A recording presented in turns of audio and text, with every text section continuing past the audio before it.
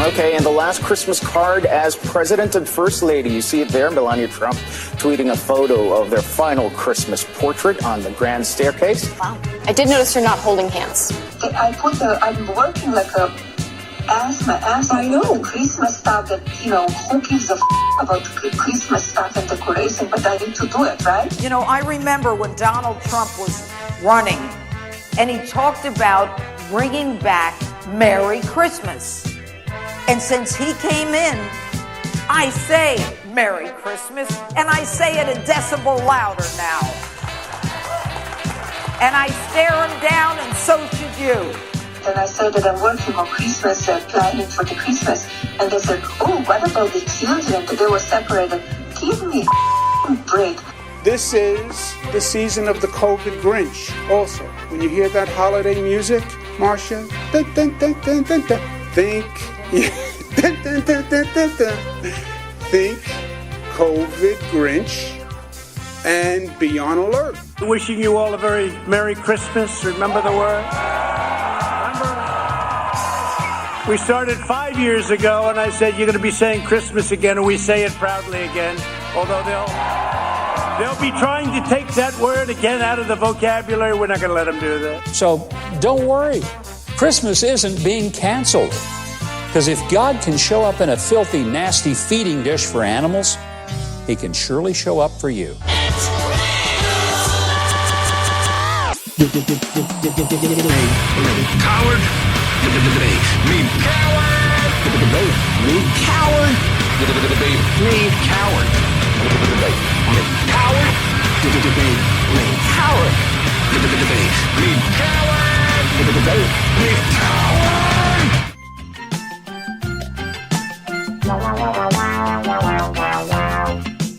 Ho, ho, ho! Merry Christmas, listeners. 'Tis I, your conservative podcast host, Ralph Wigglesworth. Now, I'm coming to you live from an undisclosed location in the Heartland where I will be spending Christmas with my father, his husband, and then also the woman who I call my mother, who is actually my aunt, who I ran to in the early 90s when I did not realize that my family was an abomination to God until I heard Rush Limbaugh say it. And I said, no, two dads bad, need a mommy. And I ran over to my aunt's, and I believe she is here. Huh? Ralph, get out here. I made no bakes. No, I don't want any no bakes. I'm doing the work. I'm doing my work. I'm podcasting right now. I don't want any no bake cookies. No, you get in there and you make me some cookies that take some, I don't care, make me some cookies that take some energy, all right? Use American ingenuity to make me a real cookie or even a gingerbread house. I don't have any gingerbread, you little asshole. But anyway, things will be sounding a lot different to you soon, listeners, because a couple things are changing. One, I have moved out of my studio apartment, even though we had a doorman. I just couldn't do it anymore, and I will soon be coming to you live from my one-bedroom apartment in Maplewood, New Jersey. That's right, I no longer live in my depressing garden-level studio where I constantly am woken up by the hum of the refrigerator being next to my bed. Now I can drop my Yule logs off in a completely separate enclosed room like a functioning adult. Bill Morgan also will no longer be staying there because, once you've caught COVID for the 5th time, I think you need to get out and start living in your truck again, like an adult. But folks, I won't lie to you. This Christmas has been tough. Okay, this whole year has been tough. But between the election and COVID and my continuing status as a divorcee, sometimes I'd like to take all those annoying Christmas lights that my landlord put up outside and just hang myself with it. I'm kidding. Don't worry, Pastor Kevin. I know that suicide is a sin, and if I did that, I would burn in hell for all eternity, and I don't want that. Now, I bet that probably would turn Judge Rothman's smug smile upside down to hear that news that I killed myself, though, huh? It's hard to pay alimony or child support when I'm a frozen corpse, huh, Judge? Maybe next year. Anyway, welcome to the Debate Me Coward Christmas Special! That's right, folks. We went into 2020 as one show, the Bafflegab Gabcast, and came out of 2020 as a totally different show, Debate Me Coward. Now, some of you are probably saying, Ralph, we love hearing your voice, and we'd love to hear all of the news of the day filtered through it, but we do know that the show has a co-host, and according to Dion, the owner of Permanent Revolution Podcasting Network, he is required to be here, and that is Lenny, my co-host, Lenny Thompson, and he should be coming to our virtual Christmas party any time now. Greg, has he texted you back? Okay, well, I guess while it's just us two pals and our tens or dozen, how many listeners are live on the stream? Oh, none, because we're just recording this now and we haven't started doing Twitch streaming or. Okay, well, I think now is probably a nice time to take a moment to share something I've been working on with all of you. Okay, it's a new bedtime story for my daughter Strom, even though she's not allowed in my apartment and I can no longer enter my marital home despite paying the damn mortgage every month, Melissa. But if I were to ever tell her a bedtime story again, which I think will happen soon, once I convince the judge that Ralph Wigglesworth on the podcast is simply a character and his anger problems are much different than Ralph Wigglesworth, the man, okay, I'll be able to see Strom again and I'll be able to read her my poem that I call The Prodigal Son. Hope you're warm by that fire. Get out your cocoa, listener. It was a long time ago, longer now than it seems, in a place that perhaps you've seen in your dreams. For the story you're about to be told began in a mid-rate hotel with curtains full of holes. There, a 50-year-old boy named Hunter smokes a bowl, the son of a president, or so he thinks. He soon gets another idea and invites some unmarried hussies over for a drink. Hunter starts having a threesome, smiling while he grunted. But little does he know, the hunter has been hunted, his photos hacked, his sinful lifestyle confronted. Everyone knows now that his cock is humongous, the size of 10 peanut M&Ms lined up in a row. Like father, like son, in hell they shall roast. That is the prodigal son that we hate the most. For he is Hunter. Have yourself a merry little... Oh, I didn't see you there. Hello, listener. I'm your liberal host, Lenny Thompson. And boy, do we have a jam-packed Yule log. Lenny! Okay. Oh, hey, Ralph.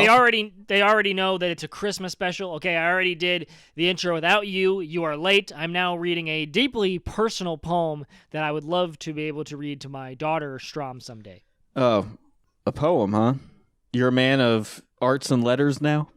Well, when Christmas comes, you must do the Yuletide thing, and poetry is one of those things, of course. Sounds like something for the little people. Sorry, I'm late because I just got back from the DNC's virtual holiday party. That's right. They're finalizing the latest COVID stimulus package right now, but that couldn't stop the Democrats from a little holiday cheer in our nation's capital. And let me tell you something. This party was well worth $2,500 entry fee because now I feel completely imbued with the holiday spirit. Where the hell did you get $2,500? It's called per diem. Look it up. I don't even care that the Democrats barely won a majority in the House this year, and we face at least another 2 years of gridlock because they were too lazy to knock on doors. And instead of examining why this happened, they chose instead to blame AOC and the squad. Nah. Don't care. Can't hear you. All that matters is that coddled chump is finally out of the White House, and I am breathing a little easier. And you know what, Ralph? You can too. With a little holiday cheer. Chin up, buddy. Santa Claus is coming to town. Well, I am still cheerful. He voted for Joe Biden. Yes, well, coddled chump is still your president. So, you can't get coddled chump out because he actually got... Cuckold dump is going to be out of the big house any day now. Well, he's going to be out of the White House. Soon to be a resident of the big house. Manhattan AG, I'm looking at you. You people ask for unity, and I would think now during Christmas would be a good time to start, okay? I'm cheerful, all right? This is what cheerful sounds like, okay? I actually was just telling the listeners before you got here how cheerful I am. And I definitely didn't say anything about stringing myself up with Christmas lights to teach family court a lesson. Okay, I have inner strength. My spirit has been fortified with the love of our Lord and Savior, Jesus Christ, the reason for the season. And it's all because I started attending church again, and in person, I might add. Wow, that's great, Ralph. And without a mask, when no one's looking. You might be surprised by this, but I'm Happy for you, and I'm glad that you are finally participating in non-QAnon related activities. So I think we can all give Ralph a round of applause. He lost the election, but you know what? He's still here. He's still living, still breathing. Well, I cannot promise you that I'm not looking up Q-related activities on Twitter while my pastor is speaking, or retweeting George Papadopoulos every day when he retweets. It's coming. Hold on. Don't worry. President's going to declare martial law any day now. Oh, you wait. Tomorrow, the Kraken 5 will be released. Oh, wait. You hold on. It gets me excited. I don't know if you're allowed to have a boner in church, but when I read those tweets, I get a boner. And I got to tell you, part of my renewed faith is all thanks to my pastor. That's David E. Taylor, Apostle Taylor. Now, he is someone who gets it. Okay, he understands that you can wish death to your political enemies and still be granted entry to... Oh, wait, actually, he just sent me and the rest of our congregation a special Christmas message.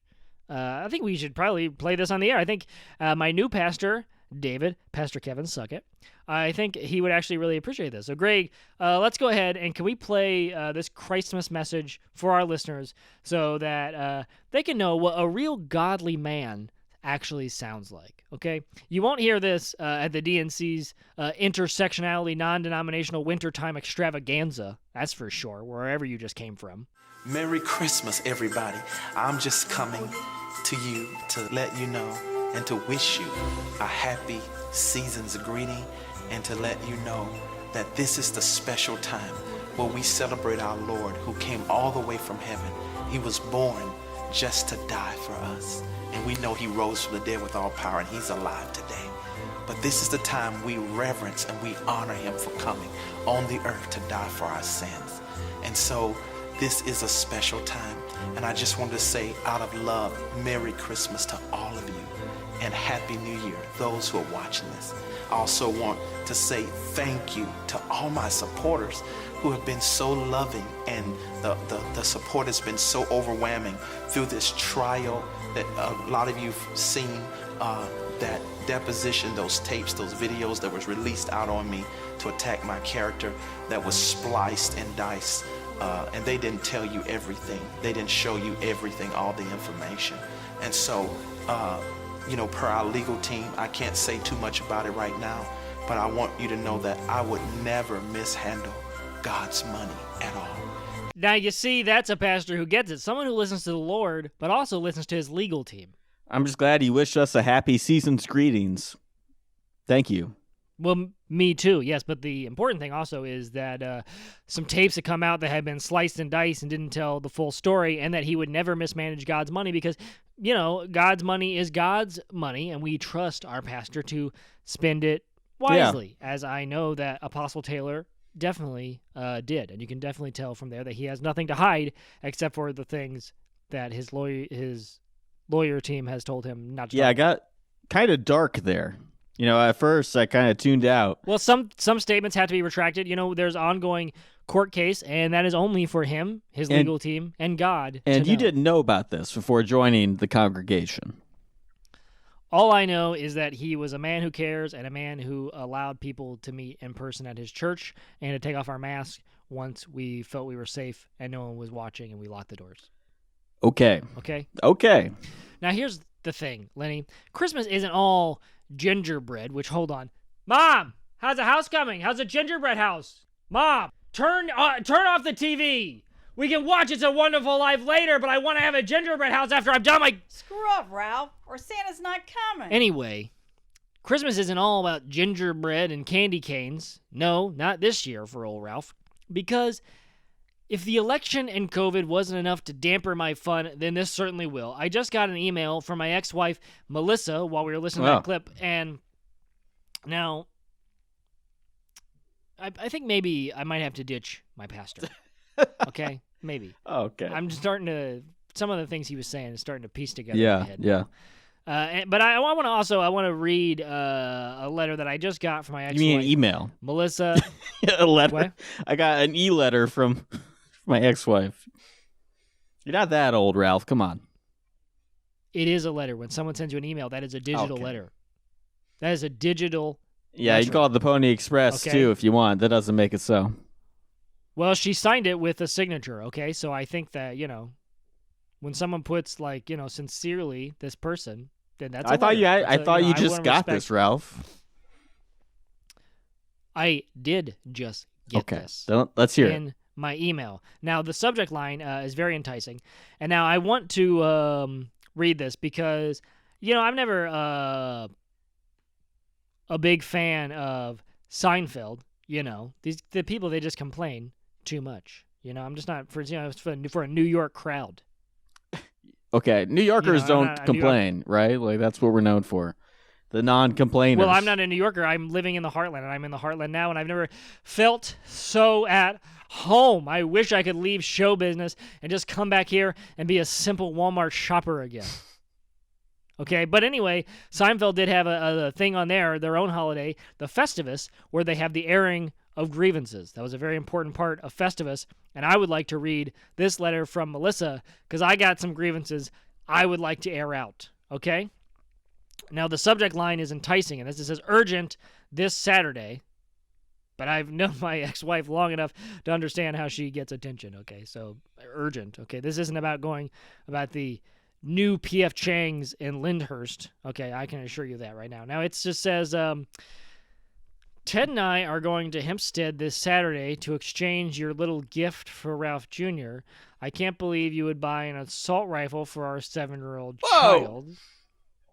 Well, I believe it because I definitely did. And I think the main thing is, how did he get it? Because I wrapped it up and it wasn't supposed to be open till Christmas. If you're any kind of man at all and want to be a positive role model for your son, you better blanking be there. Wow. Now, she didn't say blanking. P.S. Don't even think of making a scene again by begging me to take you, blah, blah, blah, blah. Your tears disgust me. Eat. Well, she says poop, but she's not talking about poop. She goes there. Melissa. Wow. All right. And it looks like we have a clip from the story, actually. Greg just pulled it up. So here's the thing, okay? Here's the thing. And now Kyle Rittenhouse is innocent until he goes to court. Okay, and now I'm not here to incite violence or anything like that, but I do think that our children are growing up in a violent world. Antifa's on every corner, and I've heard that when the president declares martial law on Christmas Eve, just as Michael Flynn told us he would, we need to be protecting ourselves. Patriots, we need to stay inside. This holiday season, we need to stay inside. We need to wear our mask in case the Civil War comes. We got to wear our InfoWars mask, and we got to load up. And if that means giving our kids something that they need instead of something they want for Christmas, like an assault rifle, then we have to do it. Okay? And now here's the thing. I didn't have the money for this, but I am currently on Silk Road trying to buy off the black market a pony for my daughter Strom. Because I think that she could be a brave leader just like Napoleon. And I want her to be leading the troops, the Trump troops, through New Jersey to Washington, D.C., where all Trump supporters are going to swarm on the White House lawn and get to live in the secret giant basement, the bunker where he was at earlier. I've heard that the president has been cleaning up the bunker to make sure that all Trump supporters get to live there when shit goes down on Christmas Eve. And now, Pastor Taylor, I'm sorry for swearing. But, you've been in some stuff, too, so, let die without sin go. Okay, but what's happening this Saturday, Ralph? So, this Saturday in Hempstead, Long Island, okay, there is going to be a gift exchange of sorts, okay, where officials in the village of Hempstead are offering to replace toy guns that children receive this Christmas with other toys. And we have a clip. Greg, why don't we play it? Well, a village on Long Island wants to teach children an important lesson about guns, and that starts with their toys. Right now in the village of Hempstead, they have a toy gun trade-in. Every child who brings in a toy gun will receive a new toy. Eyewitness News reporter Kristen Thorne has a story. Saying no to guns is important, even toy guns. But let's face it, for kids, toy guns are still toys. But maybe if you gave them a different toy, they wouldn't miss the gun so much. That's the idea behind a toy gun exchange in Hempstead. The purpose is to offer a safe alternative to toy guns. We don't want the children playing with guns. Guns are dangerous. Them said is no guns allowed. So wait a minute, Ralph, I'm confused. Did you get your child a real gun or a toy gun? I got him the Joyce Light Up Combat Toy Machine Rifle Battery Operated with military sound rapid fire machine gun. Now, that gun features a revolving barrel with lights and a knife on the end, and it comes with sounds. You pull the trigger, and then it sounds like... It's amazing. It's an automatic machine toy gun. But here's the thing. Okay. Does it look like a real gun? Of course it looks like a real gun. I ripped off the orange end piece. Okay, for him, that for my doesn't boy. seem very smart. Well, here's what I also did that is very smart. You'll be very impressed with this. I put a note inside of it to Melissa and Ted, and I said, requires 3 AA batteries. You better bet my ass that I'm not going to buy these. This is on you. Wow, you got him. You got him. I'm not buying 3 AAs. All right. So it's a beautiful machine gun. It's 29.5 inches long. It's got a 4.5 rating on Amazon, and was one of the best. And I don't know. It looks to me to be like AK-47 style, and it came with a like mask, like a kind of a paintball mask, which I think he's gonna need. And so, yes, Melissa calls this an assault rifle, but it's like, yeah, it doesn't have any bullets in it. But if things start to hit the fan, and Biden fans really think now is the time to take over America with General Bernie Sanders, then I'm going to look up some YouTube videos on how I can start making this thing fire real bullets, because we're going to need it. We're going to need it, Ralph Jr. We're going to need it. All right. Well, I know we have a lot of clips to get into this show, but we have one thing we have to do before. We've buried the lead for the audience who thinks this is going to be a new episode. Mostly old stuff. But we're going to talk about it, and it's going to be some of the best clips from the first year of Debate Me Coward, and even some clips from the final year of our previous show, the Bafflegab Gabcast, when we were on the radio. That's right, a station I Don't can't miss name. it. I can't name. Don't miss it at all. Don't miss the radio at all. But before we get to that, KPIS.fm. KPIS. Okay, thanks. Again, Pastor Thanks, Taylor, Ralph. I'm sorry for saying this. We have a gift exchange. We do this every year. This is the first Debate Me Coward Christmas special, but it's not the first special that Ralph and I have participated in. And I'd like to get things started. Greg, does Ralph have all the gifts? Well, he has to send. One of yours is in a letter that I'm going to send you. Okay. All right. Well, I just wanted to make sure you have them so we can. Well, it has a digital code, so I'm going to send you that letter. Yeah. Okay. Well, you know what? I'll start the festivities off. You're still Lenny Maddow at hotmail.com?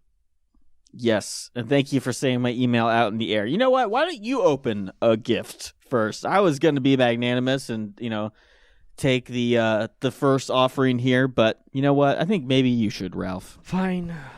Mom, where are the gifts? Mom, the package that came in the mail, where is it? Mom, where's the package? Okay, I got you all right, I got something it. very practical. I think the smaller one is what you should open first. The smaller one. Okay, I'm opening it now. Socks? I have socks. I'm wearing socks. Not just any socks. Read closer. I wish that you had me underpants so I could poop in this man's face. Dr. Fauci socks. Describe the socks for us, will you? Well, they say real hero on it, which is already debatable. I feel like these socks should come with that Twitter warning that says some people have called him something different. It has his face on it, his little smug face being like, I'm so smart because I wear glasses and I went to school and I'm a virologist. I've worked with 6 presidents and I never had death threats until working for this president. It's like, shut the hell up. It says flatten the curve on it, which, hey, I thought we did, but how come the curve came back? If you're so smart, Dr. Fauci, how come the curve came back even after we flattened it? Huh? Anyway, there are these teal socks that have his face all over it. Thank you. But I'll tell you what I'm going to be doing with these. What? Covering my junk in it and splooging all over his face. Oh. So thanks. Is that I'm what glad you've been I doing? have 2 of them. Yes, I'm glad you got me these because I've been needing some extra, which reminds me, is my laundry done? Ralph, shut the hell up. Mom, is my laundry done? It's right in the wash. Why you left it? Well, then take it out and put it in the dryer. Okay, so now I believe you have an email that has a digital code download I for do. what your gift is. So check out this letter I sent you. All right, I just clicked on it. Mm-hmm. Oh, it's a music album. Yes, so I know that you like metal music, specifically something that's ground to the core. I like grindcore okay. I'm more of a trad metal guy myself. You wouldn't think that because I'm a liberal, that I'd like traditional metal, but I like trad metal the best, like Black Sabbath, Deep Purple, stuff like that. But this is... Save it for your music spin-off show. Okay, this is a group called Anal Trump. Pastor Taylor, please hit pause. Do not listen to the name. I'm not Pastor Taylor's congregant, but yes, this is a band called Anal Trump, and I'm guessing this is a riff on another band, Anal C-Word. Wait, what you're about to... I'll leave the listeners to... What is this, the Gavin McInnes show? We don't say the C-word here, pal. All right, Greg, let's listen to a song from this album. They're all very short. Let's go with song number 80. There are 100 songs about Trump on this album. I couldn't make it through one, and most of these go are with Lucky 5 seconds number long. 80. The Faith Initiative will help design new policies that recognize the vital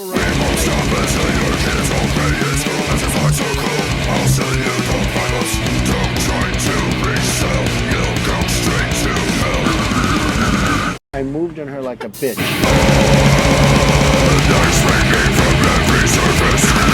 And she was married. Well, here's the thing. I feel like they kind of, the music is a little bit harsh, but the song titles are good, right? They have Build That Wall, Alex Jones is smart, Journalism is gay.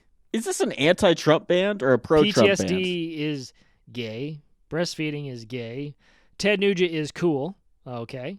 Trump Tower has the best taco bowl. That's a real song, and that is good. 9/11 was inconvenient for me personally. Okay. Okay. Is this a pro-Trump album, though? It's definitely pro-Trump. It has his photo. It doesn't seem like it, but it has clips of Trump talking. So I'm confused, but I guess thank you. Well, it has rational discourse is gay. I believe that sums up this entire show. I'm not sure how you found it. You're definitely not a metal guy, so I know this is just like, nails on the chalkboard to you. Well, I searched metal and Trump, and then once I got through all of these like cool Make America Great Again die cuts for your garage, I finally found some music. I Date My Daughter, good. Grab 'Em by the Pussy. Okay, these are Poll Watcher. Yeah. All right. So I opened one. Thank you, Ralph. You should have 2 more. There's one that's the bigger of the 2 remaining. Yeah, this one's huge, this box. It's pretty heavy. That much. Yeah, why don't you go ahead and open that one? The big one? Yeah, the big one. You're a big boy. You can open it. Okay, I'm okay, let's see. Some sort of giant, like, mushroom? No. It's a cucumber holder? What is this? A cucumber holder? Close. With a mushroom end? It's a plaster mold of Hunter Biden's cock. Now, Jesus! I know you've been talking about Hunter Biden's cock for many episodes now and really scrutinizing with excruciating detail the proportions of said cock. And I want to call out there to Mr. Barr. Bill, come on now. We need to know about the full dimensions of Hunter's cock, and we're only going to do this if the Attorney General opens up a special counsel. We need the Department of Justice to start looking into Hunter Biden's cock before Joe Biden gets in there, because once Joe Biden's in there, he's not gonna let us look at his son's cock. Only when Trump's the president are we able to look at Hunter Biden's cock. And here's the thing: you should like your president. I'm just saying, it took a lot of effort to get that for you. I said 10 peanut M&Ms earlier, and this is damn near 15. Now that I'm looking at this thing, yeah. Well, here's the thing, Ralph. I had to pull a lot of strings to get this for you. I just want to say this real quick, just so the audience gets a picture of this thing. This needs to be investigated because I don't believe, first off, that this is real. I think he definitely had some multiple enlargement surgeries because this thing is taller than Ben Shapiro. That is for damn sure. Well, look, it's actually a present from me and Brent Studler, friend of the show on the Biden team. We pulled some strings, talked to Tom Perez of the DNC, Bill Clinton, all the Democratic Party insiders, and we got a plaster mold of Hunter Biden's cock. Turns out it's not the first one he made. I thought he might be like, I put my dick in the plaster, but he's like, no, yeah, I know what to do. It's like those groupies that used to do this to like Jimi Hendrix's penis, according to Behind the Music I watched over here. Yeah, it's like a death mask, but it's more of a dong mask, really. And if you don't want to make a dildo to replicate Hunter Biden's magnanimous cock, you could also use it as maybe a bratwurst holder, be a good beer koozie. Well, I don't drink. Maybe I only drink my O'Doul's. I've been having a few beers with the family. I have O'Doul's. More like just a beer it's the best holder, tasting I beer. guess. O'Doul's is the best tasting beer, and they're not sponsoring the show. Okay. Well, I have another present from you that I already opened. Well, I want to thank you for this one because this one's going to keep me up all night. Great. Thinking. I'm glad. How corrupt this family is. Yes, that's what you'd be thinking about. So you do have another gift. Yeah, I opened one of them. It's a face mask. Because I know you love them. I know you love those things. It's a little confused. It has a image of a pacifier on it. Yep, because you're a big baby. But then it says, my other mask is a diaper. So which one is it? What do you mean, which one is it? This is your mask. Is it a diaper or a pacifier? It can't be both. But your mouth is a butthole, and this is a pacifier to put in your butthole because all liberal poop comes out, and you also wear a diaper because you're a baby. Cry more, libs. Okay. Like when Benny Johnson says how come Benny Johnson can say cry more, libs, and he's cool, but when I say my other mask is a diaper face mask, you're not crying. Yeah. Oh, I see here. It's from the Steve Deace show on the Blaze Media Network, the Glenn Beck Media Network. Wow, you love that guy. Well, I still think I'm the best conservative podcast host, but I do think that, yes, we don't have the merch next year level that he has. What? Yeah, you're going to get me a John Fredrickson show thong next year? Like, what was your next little obsession going to be? All right. I can't wait. Here's the thing. I have another gift. Let me open up another gift. So let me see. Should be the last one. Should be the last one, but so this is okay. Some sort of thing. It's got Putin's face on it, and you push. Yeah, but it's not called Putin. He's not called Putin. What's he called? Vladimir Putin novelty fart machine. Ha ha ha! Yeah, got him. Okay, this is what this thing does? I got that from the dailycoast.com web store. I thought you'd enjoy it. He just talks and then he farts. Yeah. That's what this thing. It's pretty funny because here's the thing. Putin is a very strong man, and he only eats meat and potatoes, so he's gonna have strong smelling farts. Here's the thing. You remember when Trump and because we got to get all our Trump memories in, even though he's gonna be president, we're gonna have 4 more years of him. When he had that backroom discussion with Putin and like no one could be there for like 2 hours, I bet they just farted back and forth and just laughed and tried to see who could give the stinkiest fart. Because they probably did. They're both cool like that. Yeah. I bet they did that. That was cool. That's what a couple of cool dudes do. So there's another gift here. I have one more actually as well, but it's not from you. No, it's very shoddily wrapped. Actually, I know exactly who this is because first off, this is my duct tape, and I told him to stop using my duct tape, and he used it to wrap a gift. Well, it just says from Santa, and at first I thought it was from my mom. Who is it from? Well, mine says from Robert E. Lee. Now he must think that this is something that I would be like a big fan of, but okay. Well, I'm sad he didn't put mine as being from John Brown. Come on. I don't know if he's a big fan. So he he just printed out Robert E. Lee's Wikipedia page photo and then drew a Santa hat on him for me. All right, I just opened it. It is a whiskey flask. Yeah. What? Is that what you have too? Yes, but I do not want to describe the front of this in case Pastor Taylor is still listening. I will. It says it's a whiskey flask, and it says "I heart guns and titties." And it's got 2 boobs, crudely drawn, but very attractive.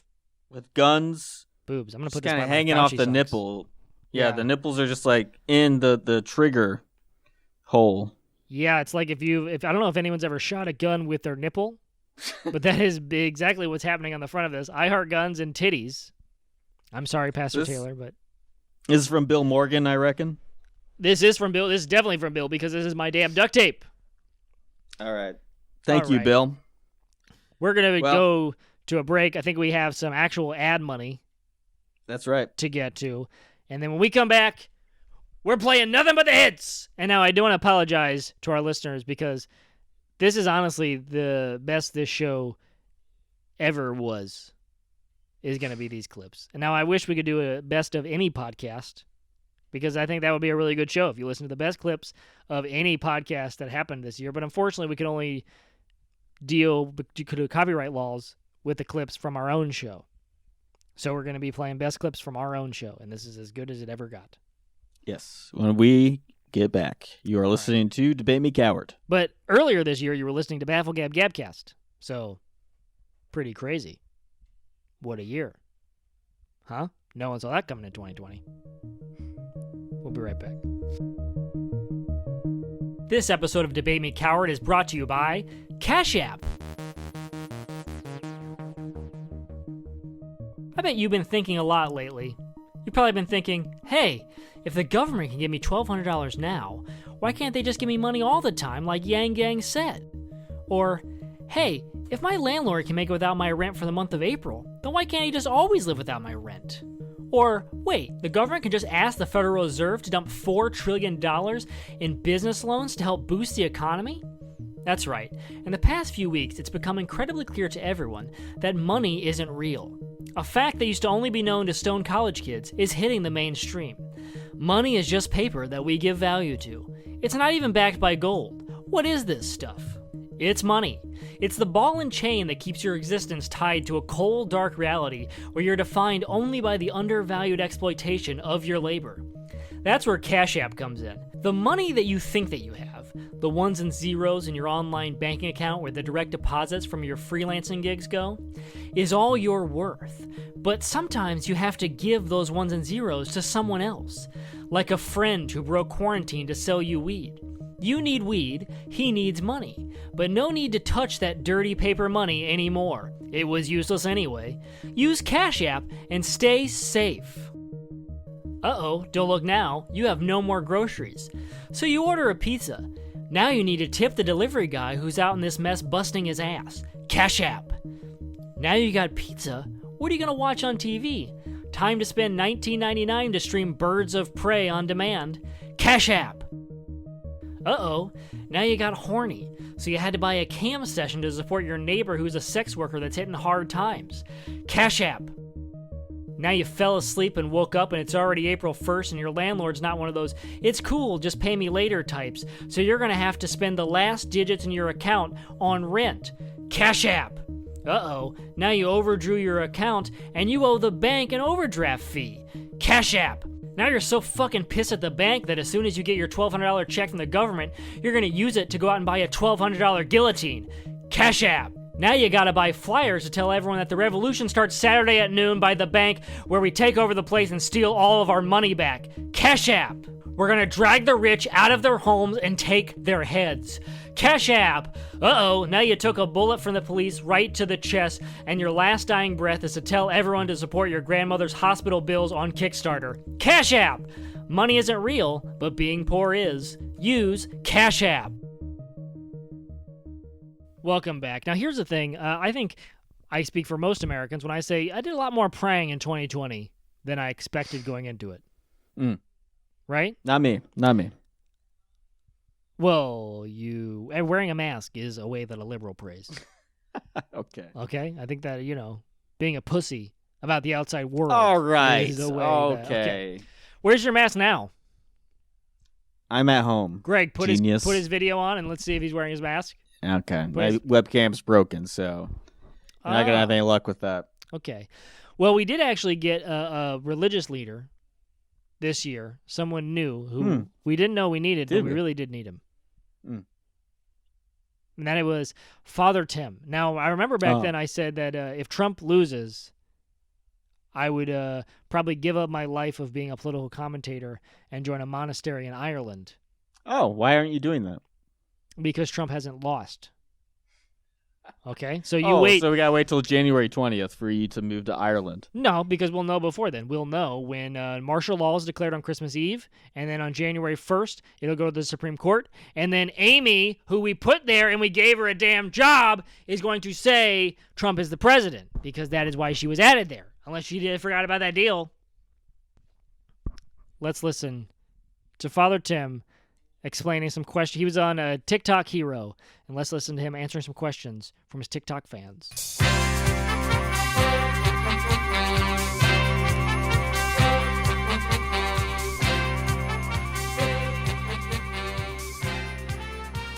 All right, so if Donald Trump loses, which he's going to, you have a bug out bag and a little pin in the map, as it were. You're leaving America. Are you going up to Canada? No. No. I'm not going to go to Mexico? Canada where people are even working. No, Lenny, what do you do? I'm not going to join a reverse caravan. I don't think so. No. I think what I'm going to do is I'm going to, I'm going to have to find the Lord. Because if my God as a man on this earth, Donald Trump, has failed me, then I must go back to the real God. And I might have to leave and go to an Irish parish. So I was doing some research. An Irish parish? Yes. Okay. They seem to be, because here's why. They seem to be very open-minded, because it's like I want to seclude myself and really hunker down. You know when people go to like a coding boot camp and you just learn everything in 4 months? That's what I want to do for church. I want to just hunker down and not even think about politics and just start devoting myself completely. Okay. But so I found a guy, Father Tim, 66, on TikTok.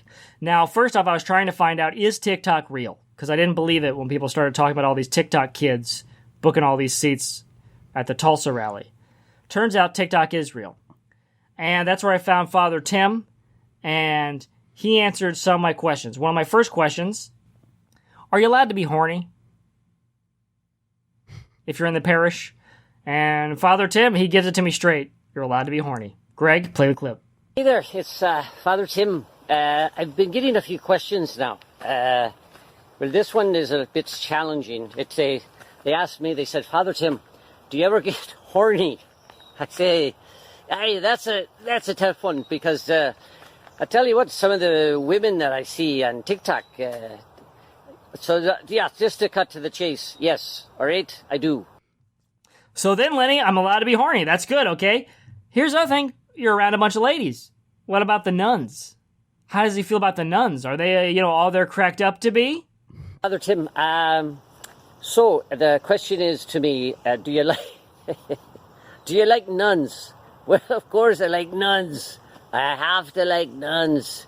Nuns do all the work, as a lot of us priests say. But of course, nuns, women who've committed their life, unbelievable people that I've met throughout my life. There's a little bugs around me. Anyway, yes, of course, you got to love a good nun. They don't hit you like they used to. They used to whack you. We told the sisters, hey, back down, don't be hitting anybody anymore. So anyway, take care of yourselves and take care of each other. But now here's the other thing. Sure, you can be horny, and the nuns are nice, but are you allowed to have dirty thoughts? Hello there, Father Tim. I got a question that was, he said, is it a sin to have dirty thoughts? Well, I say it's pretty human to have dirty thoughts, whatever those dirty thoughts may be. It's quite human to do that. And I'd say if you recognize that I am thinking that, and you let go of it, or whatever you do with it, I think that's good. That's a good start. So take care of yourselves, take care of each other. So then, now we're dancing around the question. We got to really get to it. Is it okay, Father Tim, to have a girlfriend, if such a thing were to present itself in this Irish parish? No. I'm guessing no. Greg? Father Tim, I have a serious question. Aye. What is it? Is it okay to have a girlfriend? Well, as long as she is smoking hot, that's okay. You go get her right now. No, Lenny C must be smoking hot, which is fine with me. I'm sure there are plenty of very attractive nuns out there. So, Well, that's up for old Ralph Wigglesworth to find if things turn south. Father Tim, he seems to be a little worldly for a man of the Lord, a man of the cloth, as it were. Well, I think you're right. I think he might be a little too worldly, Lenny. There's a last clip that I want to play because I think it's very relevant to us and our relationship here. And it makes me feel like maybe Father Tim won't quite get me when I come there. And now here's advice on beating the crap out of people. They said, Father, do you ever feel like beating the crap out of somebody? Not really. I don't like fighting and I don't believe in it. I believe if you want to beat someone up or you want to get violent, it just mostly means that you're angry at something. I don't know what, but you might want to look into that. But definitely not hurting other people. That's definitely not the goal. You'll regret it for the rest of your life. And so there you have it. So I think Father Tim is actually wrong on that. I think beating the crap out of people is a common feeling that you have when someone disagrees with you because they can't see the worldview that you have. I think that, I've been praying to the Lord to grant me the strength to not strangle you to death for the past 3 years every time we record this show. You're going to have to pray to the Lord to give you the strength to be able to strangle me. Your puny liberal arms. Oh, okay. I thought you'd be a little bit more magnanimous. You're talking about joining the clergy here, but... No, I'm all neck, baby. I'm going to strong. Here's the thing. I'm going to go to there to work out for 4 years, so then I can come back in 2024 and support Donald Trump Jr. and just kick everyone's ass. Just go there and just beat up protesters who say that Donald Trump Jr. is a fascist when he hasn't even been president yet. That's the way of the Lord.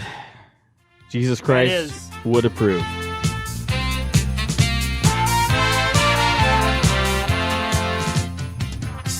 Now this year, we had to, be reminded of what life is really about. What it's really about is children. And now I don't mean it in a dirty Joe Biden, Bill Clinton, Jeffrey Epstein type of way, like you libs think. Okay, no, I mean it in the way that children are precious. And let's play a clip from way back, episode 11, a little thing I think we called Biden Defense Squad 5. And let me hear me describe the perfect photo.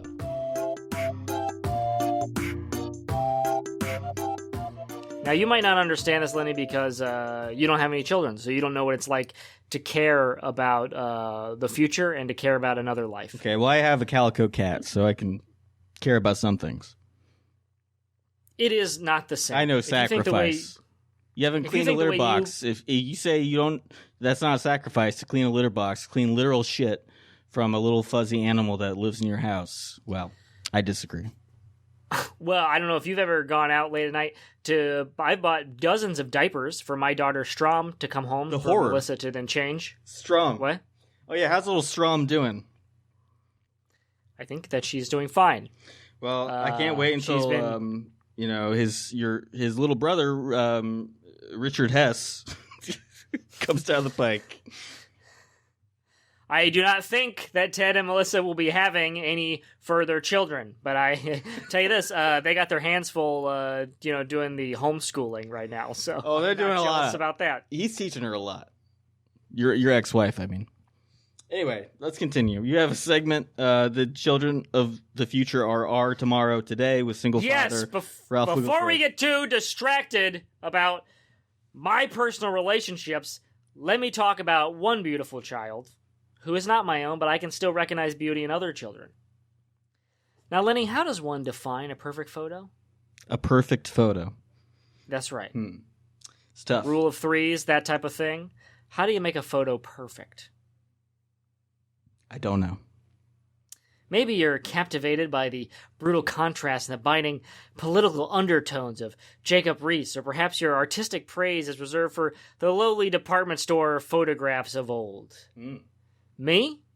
I'm a big old softy at heart, and as I often tell my son, Ralph Jr., a lifestyle of raising a family and following God may not always be pretty, but it was my choice, and a perfect one, in my eyes. Now, your mother, Melissa, had other choices, and that's neither here nor there. That's why I want to talk about one photo that I saw this week of another perfect child. And this is going to be some creepy Joe Biden kind of thing where I'm going to smell this kid's hair or something like that. No, but this child is holding a political sign, and it's so good to see kids interested in politics when they're not forced into it by their parents. Sorry, you just saw like a protest, one of the lockdown protest photos of a kid like holding a sign their parents undoubtedly crafted for them to hold.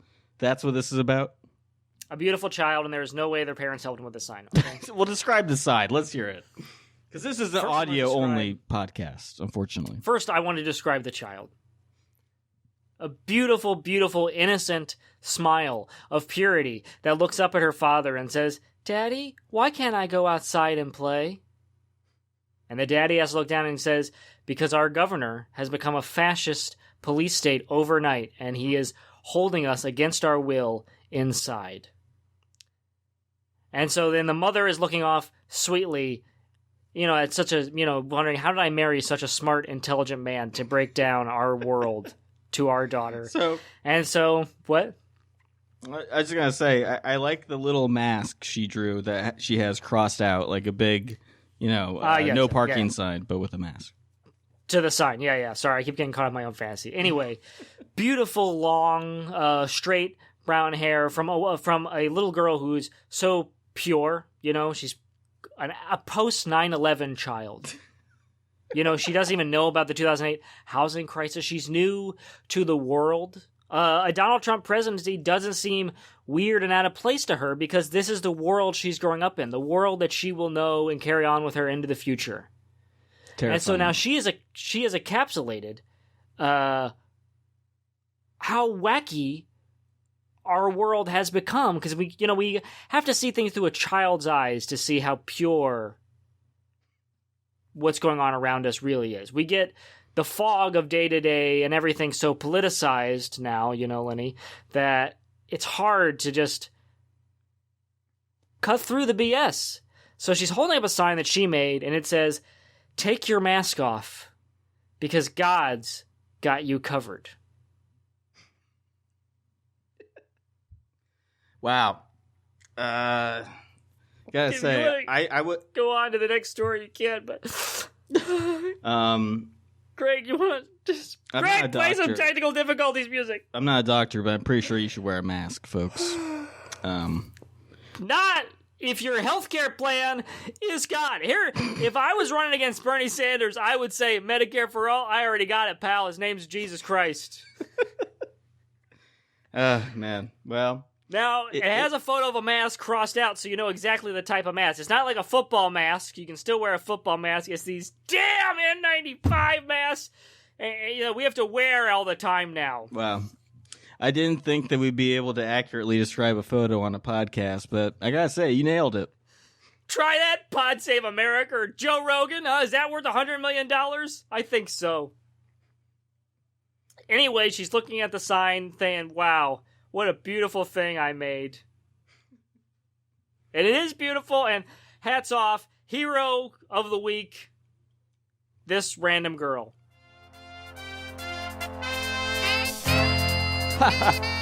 Wow. That was something, wasn't it, folks? Wasn't it? Well, you know what it reminds me of? All the way back, even farther, in episode 5, where we talked about some of the innovative ways people were adapting to the then new phenomenon of coronavirus lockdowns. And how one church... Episode 5, which we called the Yankee flu. That's right, because America had and still has the highest rate of COVID infections. But this church... You wait until the actual China numbers come out. So the Chinese Communist Party is allowed to unveil their actual numbers. Yes. You'll see billions of people died in China from COVID. Yes, but there's a drive-through church. One church innovated in a way that we think you'll find kind of fun, and maybe even a little funny. But hopefully you'll find it very serious.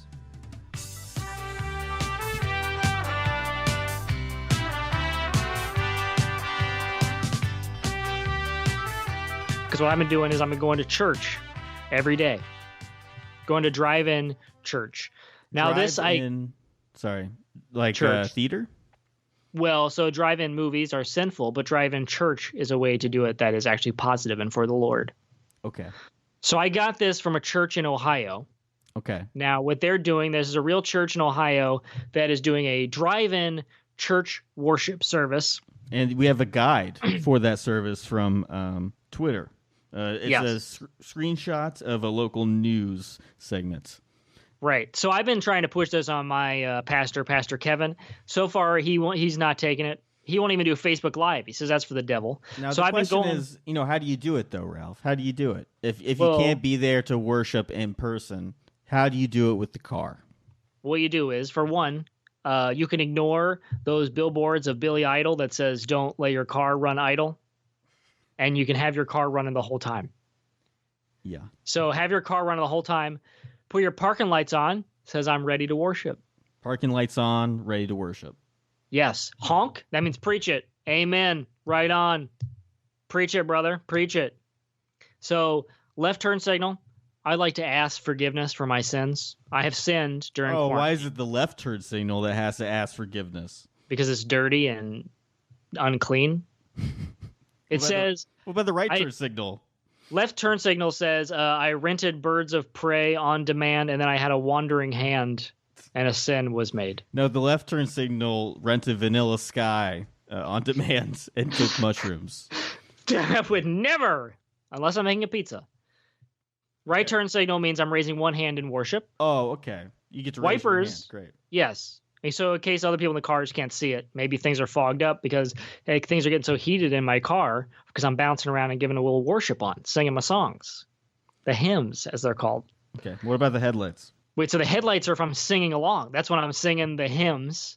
Turn the headlights on, says everyone else, hey, I'm singing too. Because we can't hear each other because the windshields are all up because we don't want to spread disease. It's an honor system, but, Yeah. Hazard lights are on if you're in need of prayer. So you can... I'll bring down, I'll bring down the windshield if I want to yell out and be like, my grandpa's sick. I need everyone to pay for him, pray for him, or pay. Also take donations. Yes. But so one thing I also would like to start doing that they're doing in Ohio is put your windshield fluid on, spray up your windshield washer fluid. That says I'd like to be baptized. Huh. So you drive up with your Kia Optima, in my case, and then the Reverend has a bucket of water, throws it, and then you and your Kia Optima are saved. You're now baptized and clean to go into heaven. That's weird. I never knew that. My dad, when I was a kid, he would always tell me about his Deadhead years, following the great hippie band, the Grateful Dead, to and fro across the country. And, when he was with his friends, he would be like, yeah, we sprayed a whole lot of washer fluid in those days. Now I know they were just baptizing people. Wow. A little wholesome fun. I wouldn't expect that from the Grateful Dead. Well, these are the fans of the Grateful Dead. One fan in particular. Loved being baptized. That's nice. I'm glad that they're doing that. I mean, certainly they have the time at those 8-hour concerts. Yeah. Well, Ohio is on a stay-at-home order. That's mandatory. Right. I also want to say another thing about the Grateful Dead is that now they're not so grateful that they're dead because they're burning in hell. Especially Jerry Garcia.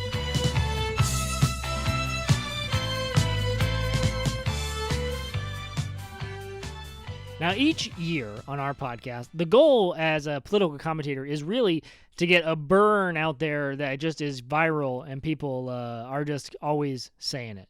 You want to really change the political discourse. And boy, I had a few good burns. Let's listen to one that I did on the New York Times this year. Greg, can we play one of those special ones I sent you?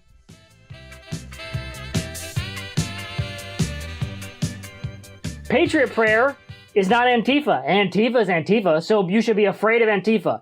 But when you hear Patriot prayer, just come to your own conclusions, okay? For one thing, you know that they're patriots. It's right there in their name, okay? So let's see how the True Dork Mimes... I'm trying to get that started, okay? It's a New York Times. Oh, what'd you say? True Dork Mimes. Because they're a bunch of dorks. You got 'em. Yeah, a bunch of... Okay, well, they described Patriot Prayer. It says here as a local group that promotes Christianity and small government. Now, that's New York Times. Are you saying that your liberal heathen Bible, the New York Slimes, is wrong? Why can you not say their name right? The New York Slimes, as a good conservative pundit, we have to come up with terrible puns for everything.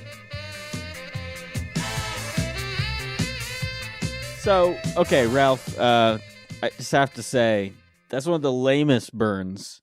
True dork mimes, really? Well, it's not for you. It's for our conservative audience, okay? It's not True for dork. you, okay? But Who says I can dork? assure you. Is that your Well, grandpa's insult for the New York Times? Moving on, right. I'd like to remind you that while, the TV is constantly trying to remind us of the toll that COVID-19 has taken on most, general Americans and what you would call the lower class, the underclass, that we must remember that those in power who are protecting us also suffered this year. And while they may seem like Supermen, they also are vulnerable themselves.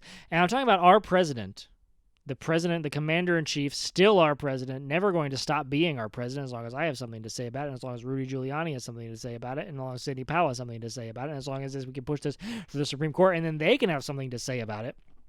Donald Trump is a man just like all of us. We're all nice white men, and so is Donald Trump, and he suffers too. And I wanted to play a clip where he actually suffered this year because it was windy and he needed a hat. Well, hello, Michigan. Great to be with you. Great. Special place. It's great to be back in this incredible state.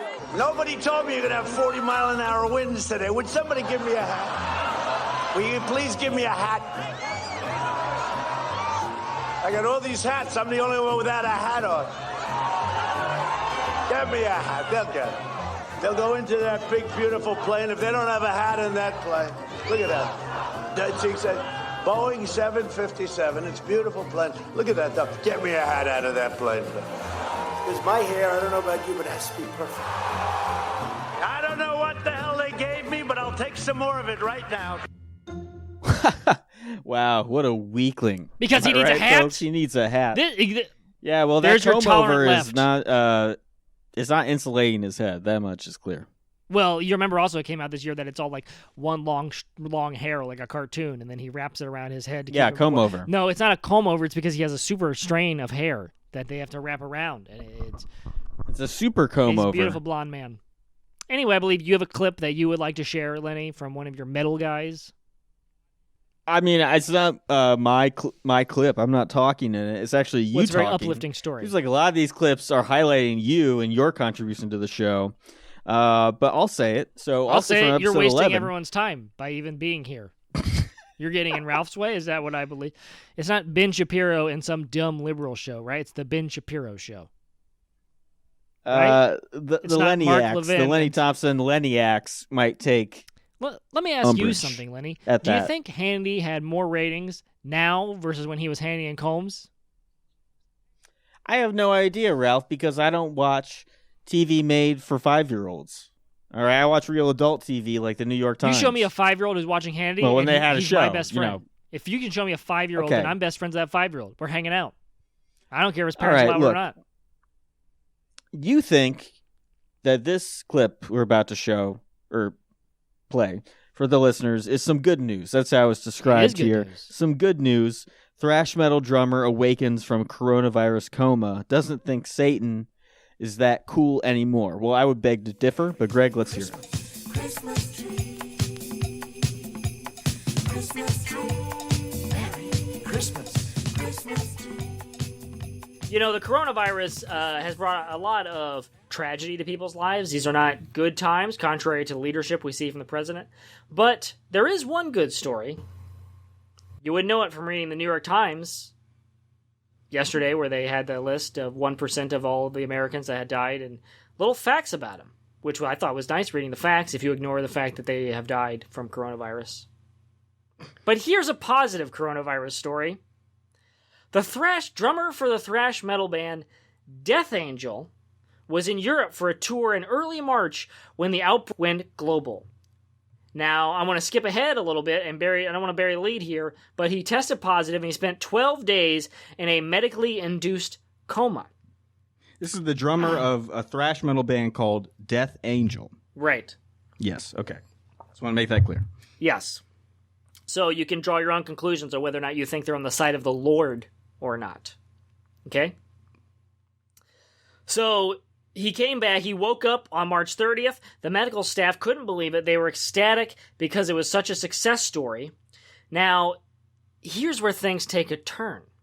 While in the coma, Carroll said he had dreams of visiting the afterlife. He saw himself leave his body and plummet down to hell, where Satan, a woman, in his case, is anyone surprised? I'm not. Did she look? I'd like to ask him, did it look like Melissa? But anyway, he was punished for the deadly sin of sloth and morphed him into a Jabba the Hutt-like monster who vomited blood until he had a heart attack. I woke up on the hospital bed with tubes coming in and out of me, and there was a nurse right there, and my first words were, "Am I still in hell?" And she ignored me. Did he almost have a near-death experience or take DMT? Because this sounds like one hell of a trip. I mean, a bad trip, but, you know. Lenny, are you bringing up... I've seen worse. Are you bringing up DMT because we're trying to get that Joe Rogan money? No, it's because I went to Woodstock 99 and it permanently scarred my brain. Yes, that's why you stay off of drugs. I won't even drink these damn Coors Lights that are in my fridge now because of Bill. What's the drummer's name? You said Carol? How dare you do this to me? Yes. Will Carroll. Oh my God. Will Carroll. Bill Carroll, not... Will. Will Carroll, yes. Will. So anyway, here's the twist. So he woke up, Satan as a woman was torturing him. He came up out of his coma. It's a very good thing. And now he is going to renounce Satan. He said, I'm still going to listen to satanic metal, and I still love Deicide and bands like that. As for my own personal life and my experience of what I went through, I don't think Satan's quite as cool as I used to. So, hats off to COVID-19 for putting this drummer into a medically induced coma and letting him see the realities that Satan just isn't cool. All right, I gotta find another acid dealer. That sounds cool. Anyway, sounds you're cool. listening to... You can find the Bible, and if you want to come to my church, I'm willing to pick you up. Nah, I'll take a pass on that. We're still doing Listener... the drive-in church. Not going to church.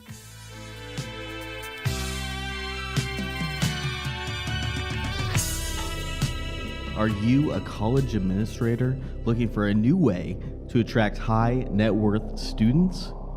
Are you tired of spending hundreds of thousands of dollars on direct mail marketing programs that do nothing but flood your post office with mail marked return to sender? If you answered yes to any of these quandaries, have I got a solution for you. Pathfinder's Promise. Pathfinder's Promise was founded by a gym teacher with a dream. One day, while reading the Washington Post, in order to impress Miss Kibitz from grade 3 algebra, even though he didn't know how to read, our hero stumbled upon an article about how a mediocre ho-hum university in Wisconsin upgraded the quality of their student body and became one of the hottest campuses in the country. How? By encouraging students with poor grades to apply, just so the college could reject their application for the purpose of artificially inflating their exclusivity ranking. The less you admit, the more exclusive you are. But what if no one's applying? Think of it this way. The hottest nightclub in town doesn't develop a reputation as an elite den of debauchery by letting in any Joe Schmo off the street. They let in the hottest, most richest, most well-endowed individuals to the club, as if to say, you'll never be good enough to get in here, so you should be grateful for that $22 cocktail. Capiche? Now, instead of a hot nightclub, you're a shitty university. And you need brats standing in line to have a bouncer toss them out. That's where I come in.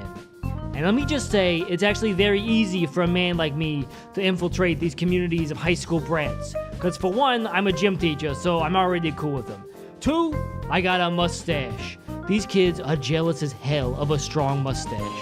So last week, we're in the parking lot of a liquor store, and I'm like, so Coors Light is $9.99 for a 24-pack, and you kids want 3 cases for a party, you give me $50, how much change do you expect back? Now I know by their answers which kids I should put in my book of morons. Now one kid says $69, ha ha ha, and I go, Tommy, you got brains. You ought to apply to South Dakota State. Now this fucking moron gets rejected. All the better for South Dakota State. Now later at the party, I pull out the biggest blunt any of these kids have ever seen, and as soon as they're all toasted, I go, hey guys, what was it that Miss Skillman was saying about the theory of relativity? What was all that about? Now they all look around like a bunch of morons. So I put their names in my moron book. Bobby, check. Kevin, check. Samantha, check. But this twerp, Ronnie, he pipes up and he goes, it proves that space and time are essentially a connected fabric that wraps around all things. And I go, look here, Ronnie, do me a favor and never ever apply to a college. You're a dumbass and they'll fucking eat you alive. The rest of you, check out Tacoma Community College. You'll all be a good fit. At Pathfinder's Promise, we're not afraid to dig deep. So I started going on a real undercover mission with this girl, Tammy. Now, she's very mature for her age. You know, we're at the party later that night. She's touching my mustache. And I'm like, Tammy, you ever think about going to college? Anyway, we're back at my place, and after about our third go, I look at the clock. It's 4 in the morning, and I go, oh my God, this girl's in high school. So I gotta drop her off because she's got school the next morning. I'm taking her outside her parents' house. I'm like, see you tomorrow, Tammy. I'll see you at gym class. Her dad starts running down the street with a baseball bat chasing after me, and I yell out the window, real smart girl you got there. Tell her to apply to the University of Phoenix Online Academy. She's sure to get in. And on the drive home, I add another kid's name to the moron book. That's another dream crushed by Pathfinder's Promise. And that is the Pathfinder's Promise. Because we are Pathfinder's Promise. So check out Pathfinder's Promise. Use the code BIGLETDOWN for 20% off on pathfinderspromise.com. Don't say my name on this. I got a lot of warrants. Here's the thing. News is constantly changing, especially in the news business. And we would be remiss to know that, this was a big, big year. Even outside of COVID-19, which you might have heard of. There was also a presidential election that was stolen this year. But in order to get to the man who would steal that election, the Democrats had a long primary. But not that long. Hilarious primary. Well, it almost split the party in half, okay? No, it didn't. Wasn't that long? Oh, you're saying, yeah, because I guess by Super Tuesday it was about done? Yeah, that is what I'm saying. You decided, yeah. And we won, so I guess we made the right decision, didn't we? Yeah, you had to decide which 80-year-old man you were going to put in there. And then, or a 70-year-old woman. Female candidate. Or a 70-year-old woman. I'm just saying, it could have gone her way as well. Well, I read the polls. I don't think it could have. So we actually traveled outside of the studio, and we went to some of these states. Some by, Iowa, New Hampshire, and then by then, Dion and Permanent Revolution Podcasting Network had ran out of money. So let's listen to when Bafflegab was in Iowa to present fake news from the Iowa primary.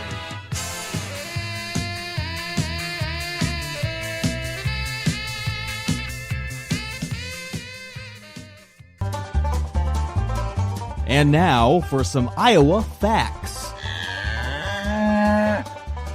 The hog population is 21 million, more than the entire state of New York. So if you never fucked a pig, come to Iowa. We'll look the other way. We share 96% of the same DNA. It's not weird. You're weird. There's a lot of talk in this election about stopping the rise of climate change, making healthcare available to everyone, and getting billionaires to start paying their fair share. But what about the guns? Remember when guns were a big deal? Mike Bloomberg does. And he's using $200 million to remind you to think, hey, aren't the guns a bad thing too? That should be enough reason to put a billionaire in the White House, if you ask me. As mayor of New York City, I took on the big issues, like stopping subway fare evasion, making sure black teenagers didn't have pocket knives, keeping 7-Eleven soft drinks to a reasonable size, and getting myself a third term. As president, I promised to bring the same commitment to petty bullshit to a whole national level. It's time as a country we have a debate on whether all shoes should be Velcro. Why is there so much air in the top of potato chips bags? Should the Oxford comma be made illegal? And how much money can we save if we stop putting a free bag of salt in every box of tennis shoes? I'm Mike Bloomberg. I'm the only billionaire who can defeat Trump. Bloomberg, 2020. I know your family's eating dinner, but remember my name, Mike Bloomberg. Vote for me. I need this. And now for some Iowa facts. John Wayne, famous actor and template for the strong American conservative male, was born in Winterset on May 26, 1907. and his dick was already 8 inches long. The Hollowell Bridge is the longest bridge in Madison County. And The Bridges of Madison County is a movie that made me bawl my eyes out as a precocious 9-year-old. And I'm still mad at that theater for not giving my money back, because I said the movie was too sad. I didn't enjoy it. I shouldn't have to pay $6.50 for this.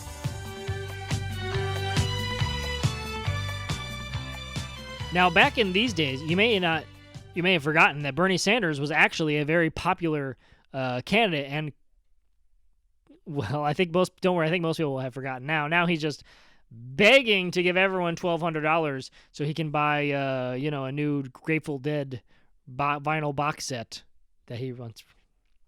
Well, I'm still posting with my squad on Reddit.com, the subreddit Enough Sanders Spam. I'm still a moderator, still posting every day about Bernie, like just, sharing his rape essay. This is not really like an essay. It's like a satirical thing. Here's the thing. They wrote in the 70s. I just keep resharing that every day with a different funny, bait headline. Like, Bernie's message to Congress on the next round of COVID stimulus. A man walks home at night. It's typical fantasy. That's how it opens. Anyway. Well, Bernie needs to learn that satire is real. If you say it, that's you who is saying it. You cannot hide behind, I was being satirical when I said that. You can't do that. It's like, that's why people are like, how come Donald Trump gets away with saying all this stuff? Because he's not being satirical. He means it. Satire is bad. But Bernie, we actually featured a hotline of his that he set up in Iowa, if I recall. Correct, yes. So let's hear that.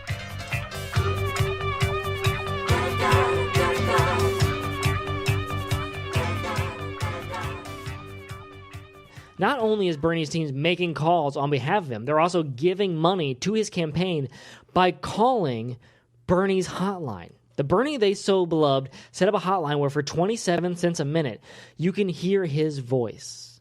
Let's listen to some clips now. With your help, I'm going to take your college debt all off. Not piece by piece, but in one big tug. And look at that college debt. It's huge. I'm not going to be able to do this alone. I'm going to need your help and soft hands. I have a big tent, and I want it filled. I want to care for all. When I make others feel good, I feel good.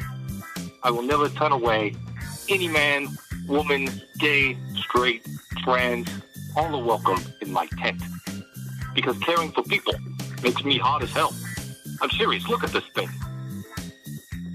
Remember when that bird landed on my podium? That's because even animals know I'm a gentle lover. The biggest crisis we face is climate change.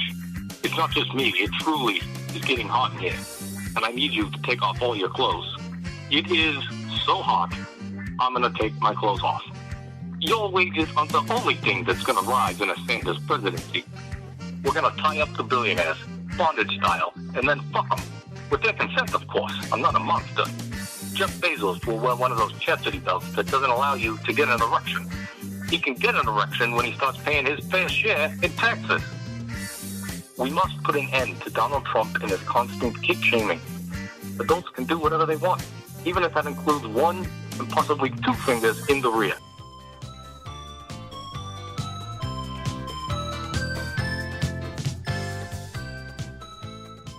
And now we actually were able to get some pretty big name guests. Now, I'm not a fan, but he is literally, I don't know if he's ever been described as this, but I think he should be.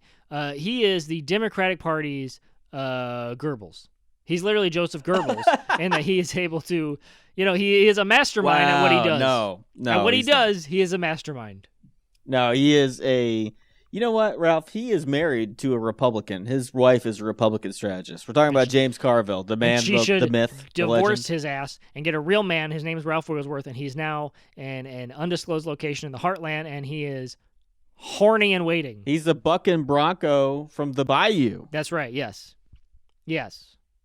Now, we all know that our own Bill Morgan was raised by alligators after being found in a dumpster, and I think probably so was this man, as we might find out a little bit more about. He visited us in New Hampshire, the man, the myth, the legend, the walking penis, James Carville. Right? You look at him, he looks like a penis.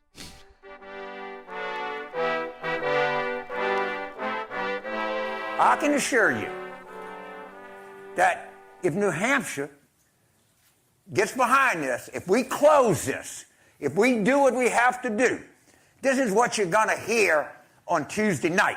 It's going to be MSNBC, it'll be Rachel and Brian Williams and Ari, whatever, okay?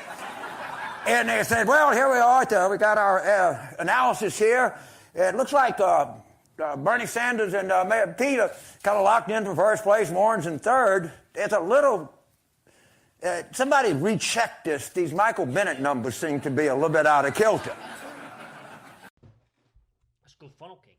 Yes. Let's go funnel cake. That boisterous Funnel cake. Louisiana drawl you hear there is from James Carville, American commentator. Chester James Carville Jr. is an American political commentator, media personality, and lawyer who is a prominent figure in the Democratic Party, and he joins us in the Baffle tent. Thank you. Lovely to be here on Bafflegab. We're reading my Wikipedia page.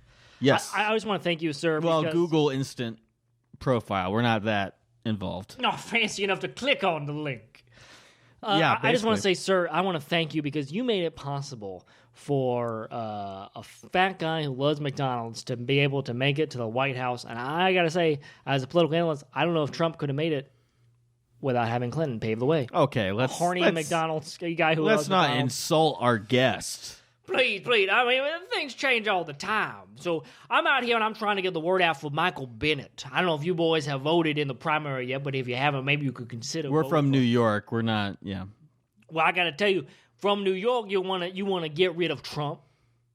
Yes. We all want to get rid of Donald Trump. And here's the thing, you got to get rid of everyone else. Not just Donald Trump. You got to get rid of Mitch McConnell. You got to get rid of the Senate. Now, if Michael Bennett is the nominee, Mitch McConnell's going to look like he crapped a pineapple. Like he had a pineapple You up say his that asshole. One more time, sir. If Michael Bennett's the nominee, Mitch McConnell's going to look like he crapped a pineapple. Wow, those Louisiana euphemisms. Am I right, folks? This is what the primary is all We got to get about. Michael Bennett. Now, I'm here to give you some real insight. Now, here's the thing. Michael Bennett is about strategy. Politics is about strategy. And strategy is like fucking a pig. You just don't get a hard on and jump in the pig pen. You gotta wine and dine. Meet the pig's family. Build trust with the piggy until you love it, it loves you. Then when you're sucking on one of those piggy's 8 titties, and if you're lucky, you can pull your dick out, slip it in before one of the youngsters comes in, bust it all up. And if you both come together, that's how you win in the general and beat Donald Trump. Now, the man who's gonna fuck that pig the best is Michael Bennett. Yes, you are predicting in that clip we played leading up to your interview we're doing right now. You claim that Michael Bennett's going to surprise folks tonight. He's going to surprise folks. He's going to surprise folks. And Michael Bennett, just to be clear, he has said that if he doesn't get in the top 4 in New Hampshire, he's going to have to drop out. So this is really do or die for Michael, and the numbers so far do not suggest he's going to be in the top 4. Now, maybe the top 7. Of course he's going to do well. Let me see your phone. What are you looking at? Seeing it? Let me look at the polls. Steve Kornacki. Oh, on he ain't MSNBC. doing well. Oh, come on. Steve, all these guys, they went to the books. They got all the books. But all the book learning, they ain't ever going to have you knock your head split with a ruler. Okay, but, look, people obviously see something in Bernie Sanders, Elizabeth Warren, even People don't care Buttigieg for a and- political revolution. They don't care. Medicare for who's or what's it care about. All they care about is putting gator tail on the table. If you're a mom and dad Sorry. at home, you got to put gator James. tail on the table. Gator. One more time, James. You got to put gator tail on the table. Here's the thing. These primaries are all mixed up. Primary is like a handful of crawdads. Someone's going to get their thumb bit. And the person who's going to be biting my thumb is Michael Bennett. Clearly, some people see a lot of things, really, in the leading contenders. One might say climate change. Bernie Sanders, Greenpeace, Sierra Club, they all say that he... Climate change. Of course, He has the best climate change plan. No one here doesn't think that it is not hot as hell in here right now. In fact, I'm going to take off my shirt. If you Okay. don't mind, I'm going to take off my shirt. Now, I James- got funnel cake all over it already. James, one thing I've noticed about you in the last couple of days on the stump while we've been here in New Hampshire is that you're really just relaxed, casual in your attire. You're wearing sweatpants and a Gators University of Louisiana t-shirt or sweatshirt. Hell yeah, Excuse go me, Gators. a crew neck sweatshirt and also a cap, fisher's What's cap. Now all I'm wearing is chest hair. So, you look very relaxed. Are you not worried about Michael Bennett? Not worried about Michael Bennett. I'm out here to support Michael Bennett. I think he has this. He's going to take it all the way up the bunghole, around the wiener, through the vas deferens, and then right out the pee hole. Okay. That's a winner. A winner is a guy who goes on the butthole, out the pee hole. But what's he going to do about climate change? What you going to do about climate change? You ain't going to do it. Make a gumbo is what you do about climate change. That's all you can do about climate change is start making a gumbo. Get a showboat out there. You want a showboat. All right, you don't want a showboater. That's what I said. Bernie Sanders is a showboater. Michael Bennett is a showboat, and I'm going to ride his ass into the White House. Who else you got? Who am I afraid of? Who am I scared of? Who keeps me up at night? Okay. Who keeps me dreaming? Why am I screaming while I'm sleeping?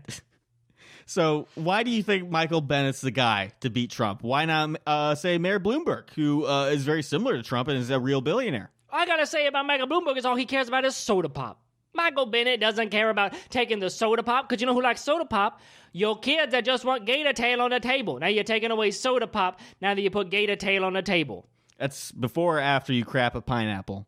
That's about 5 to. Everyone's watching Mitch McConnell crap a pineapple on the TV, having a good time, eating gator tail, having a soda pop. Thank God we got rid of Bloomberg. James. Who else am I scared of, Pete? You scared of Pete? Oh, Bernie? Are you scared of Elizabeth? Not scared of none. Pete's kid got a haircut like a Cracker Jack box, and he ain't got no prize. Bernie's all free. You know what else is free? Goulash. Yes. I mean gulags. Gulags? Gulags. Got it all mixed up. Either would be appropriate. I tell you where you don't get goulash, in the gulags. Deval Patrick, we already did Bloomberg, I guess. Why aren't you scared of Joe Biden? Did you say that one already? Joe Biden needs to wake up. You're running for president, dummy. This ain't no time to be sleeping. Warren? If she's a professor-in-chief, then I'm skipping class. Amy, you can't eat gumbo with a fork. Amy You can't eat gumbo with a fork. Tom Steyer? Tom Steyer needs to go buy himself a clue, is what Tom Steyer needs to do.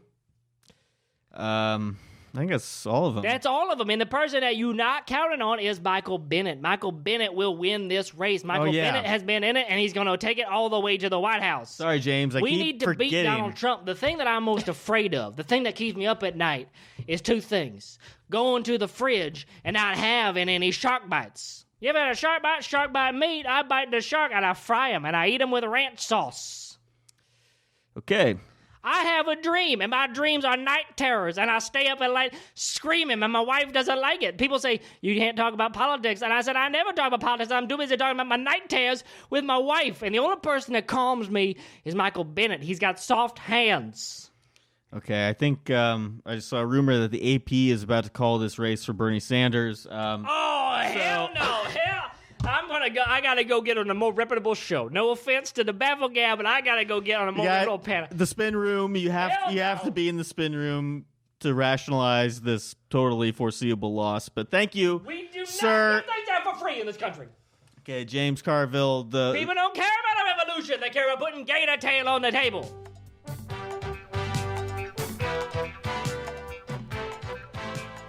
Has it really been a year already since we talked to James? What a guy. It has. Can you believe it? And here's the thing. James, he's very good at being a political catfish, which is you think you're getting one thing, you know. He convinced America. They thought they were getting a centrist FDR, and what they were really getting was a sex-obsessed, horny Southern psychopath, Bill Clinton, right? Now, this happens all the time, political catfishing. You vote for one guy because you think he's going to, change the country and make it better, and then you look 4 years later and you go, wait a second, he didn't do any of that stuff. That's why I like Joe Biden. No promises. He didn't pretend to be anyone he's not. He just said, I'm not Trump, and isn't that good enough? And it was, so thank you. Joe, but this is... That's true. He never even said, hey, I'm not going to die. This is from K-Piss. So this is from Bafflegab, back when we had the live show in January of this year. And there we speak with a expert from the UK who I hope is in the UK already, or, if he is in the UK, doesn't plan to leave, because I don't know if you saw the news today, Ralph, but countries are barring Englanders from entering because of a new mutation of COVID-19, a new super coronavirus strain in the UK, some say. Well, we have freedom here, and I can tell you this. Me and my mom and my 2 dads are going out to Bob Evans, and we're not wearing a mask, and we are going to get everyone sick so we can have biscuits and gravy. Anyway, let's listen to our man in the field in the UK telling us about political catfishing.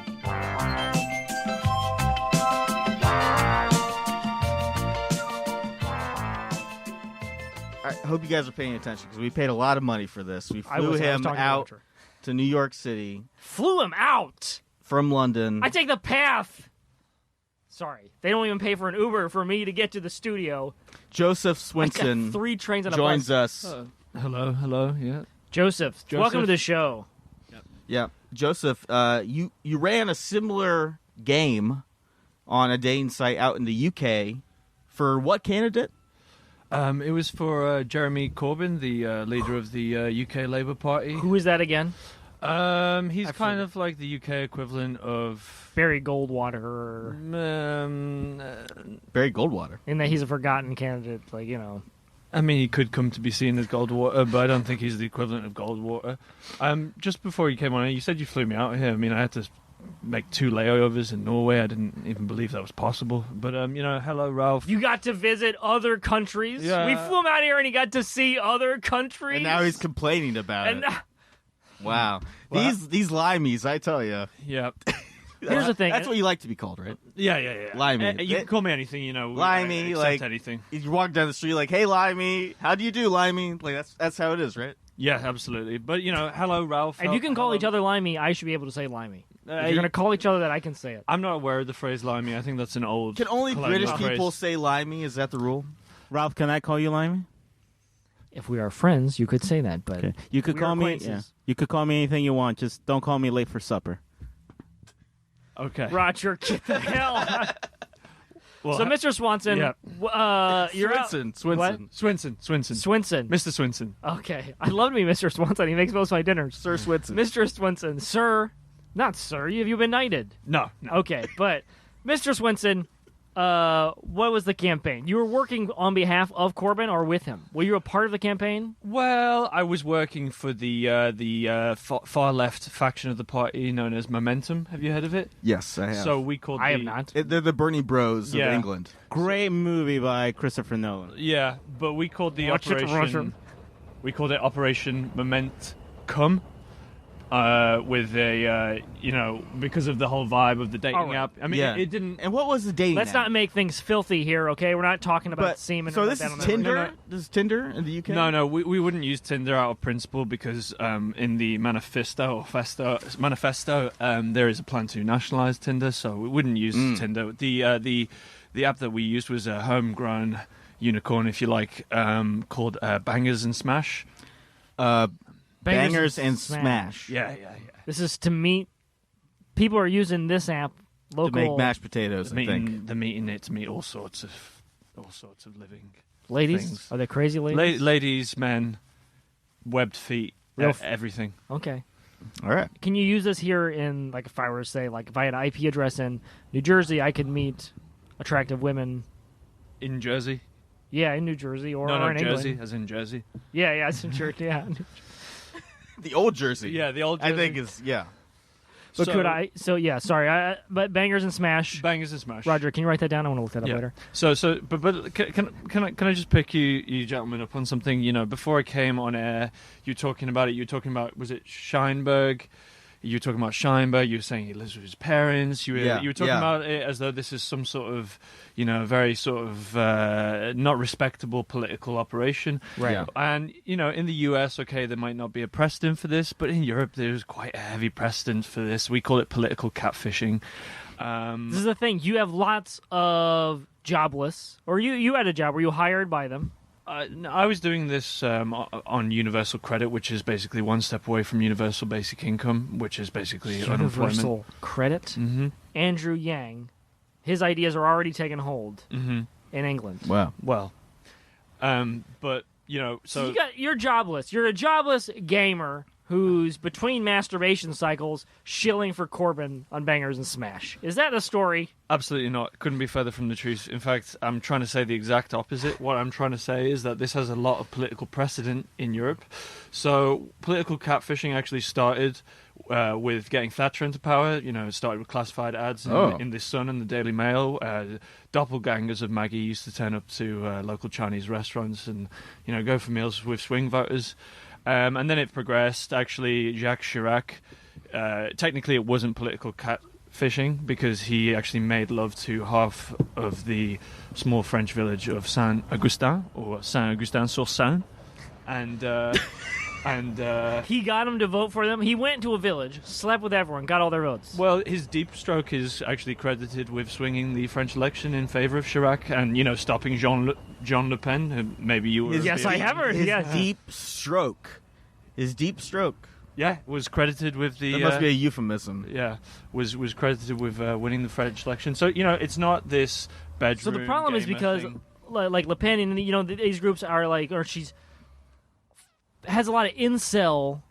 You know, these guys are lame. Some of her supporters are lame. They're not willing to get out there and just have sex with half a village. Who's this? What?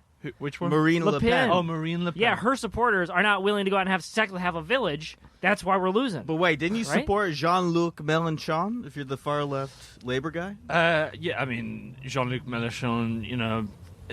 He's a Communist Party candidate. Yeah. To be clear. Sorry. In the last election. Sorry.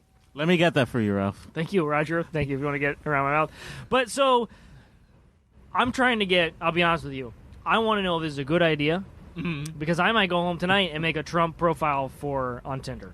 Well, Make America Date Again is a Trump supporter website that I know you were a member of for That's some right, time. but the women are very stuck up. And the thing about regular Tinder They're is... also Russian bots. What? I know you lost a lot of money. Click here, Daddy. Yes, See I what I'm did. up to. Yeah. My webcam.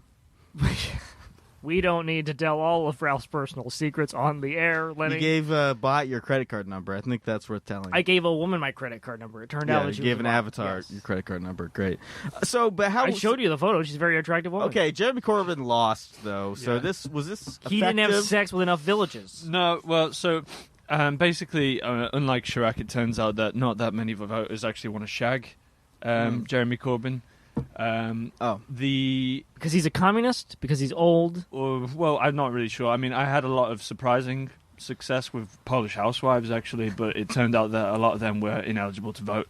I kept their details just in case, you know, for future elections. So that was just for you. That's fun for you. No. But, yeah, so we had success with Polish housewives. I ghosted all of them. You have to. Yeah. Other than that, it turns out a lot of people want to have a bath with Jeremy, particularly a bubble bath. But nothing sexual. You know, ultimately, the Operation Momentum ended up being a complete Failure. Failure. Yeah. I'm sorry about that. But if Polish housewives could have voted, it may have turned things differently, right? Because you're out there, you're doing the work on the ground. Well, the bed, really. You're And doing between the work the on sheets, the bed. the work between the sheets. I mean, yeah. I mean, I guess they might have voted for Jeremy, but the bottom line was what we really needed to target was you know the Tory heartlands. That's what we wanted, the Tory heartlands, and we just couldn't quite get them. There was a. Are you trying to say that they're stuck up and they wouldn't have sex with you? Because I think this is not true. Well, I think you could nail a Tory. I don't think it is true because apparently there was an operation on the other side of the political spectrum. Yeah. Now we're getting to Now, it. do you think that if Jeremy Corbyn was Austin Powers, this would have worked? This whole scheme. I hear they love Austin Powers out there Because he makes them horny babies. It's their favorite movie. I know. More than Monty Python, they love Austin Powers, Goldmember. No, I very much doubt that. I think we have to learn lessons for the next election. I mean, we've got this very handsome man coming in as possible leader of the Labour Party called Keir You mean Starmer. Ralph? Ralph, he's a handsome man. That's right. I wouldn't lead the later. Maybe I would lead them into the ground. Well, I could do an Operation Takeover and then really tank him. But his name's not Ralph. His name's Keir. Actually, I think I'd probably have the same luck as Jeremy Corbyn. I get a lot of young supporters from being very attractive, and then I'd be anti-Semitic and lose the election. Isn't that what Barry Goldwater did? Something like that. It was a different time. Okay, folks. The 60s were a different time. We got to actually move on. Wait, no, because here's well, the thing. We do, though, I have a final 2020 question. News. Can I have a final question? Yes. And the final question is, I would love, because I'm a single man, okay? Except for Karen sometimes. But if I'm not in the city, if I'm in New Jersey, I'm a single man. He's a single man. Yeah. So if I wanted to go out and have sex with a lot of women and increase the number of people that are voting for Trump in the next election, dream job. I would quit this in a heartbeat. How do I get that job? Well, I can only speak from my experience on the ground, and the only successful operation in our country was the Boris Johnson doppelganger operation. He apparently took a wide range of women from many constituencies and men for seafood dinners. So I'd say seafood dinners are the way to go because... And sex. Look at his hair. He has sex hair all the time. Of course, but the key thing to remember about seafood dinners is that cod, at least in the UK, is not covered by the Anti-Bribery Act because we tried to report it to the Electoral Commission. I see. Or herring, for that matter. Oh. And also fish makes women horny. Yeah. It's an aphrodisiac. Yeah.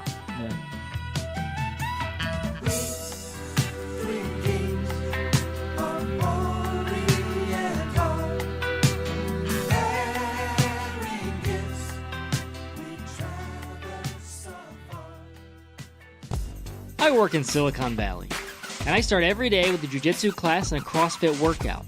And when I get those afternoon sleepies, I used to grab a coffee, but that left me wired, tired, and expired.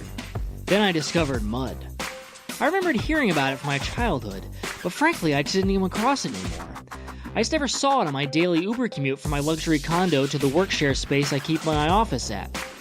It turns out that mud is safe to drink and full of nutrients my body needs, like mushrooms, worms, and rocks. Don't take my word for it. Take it from my man Albert Einstein, who said, "Look deep into nature, and then you will understand everything better."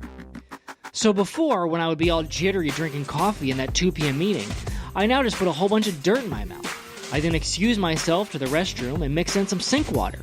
Ta-da! I got all the mud I need to keep my brain and body moving. If you live in a modern urban concrete hellscape like me, it can be hard to find mud. That's where Mud, registered trademark, has you covered. For just $15 a month, you can join our subscription service to have a package of dirt and a bottle of stray water sent right to your door. It's packed full of snails, twigs, and grass clippings.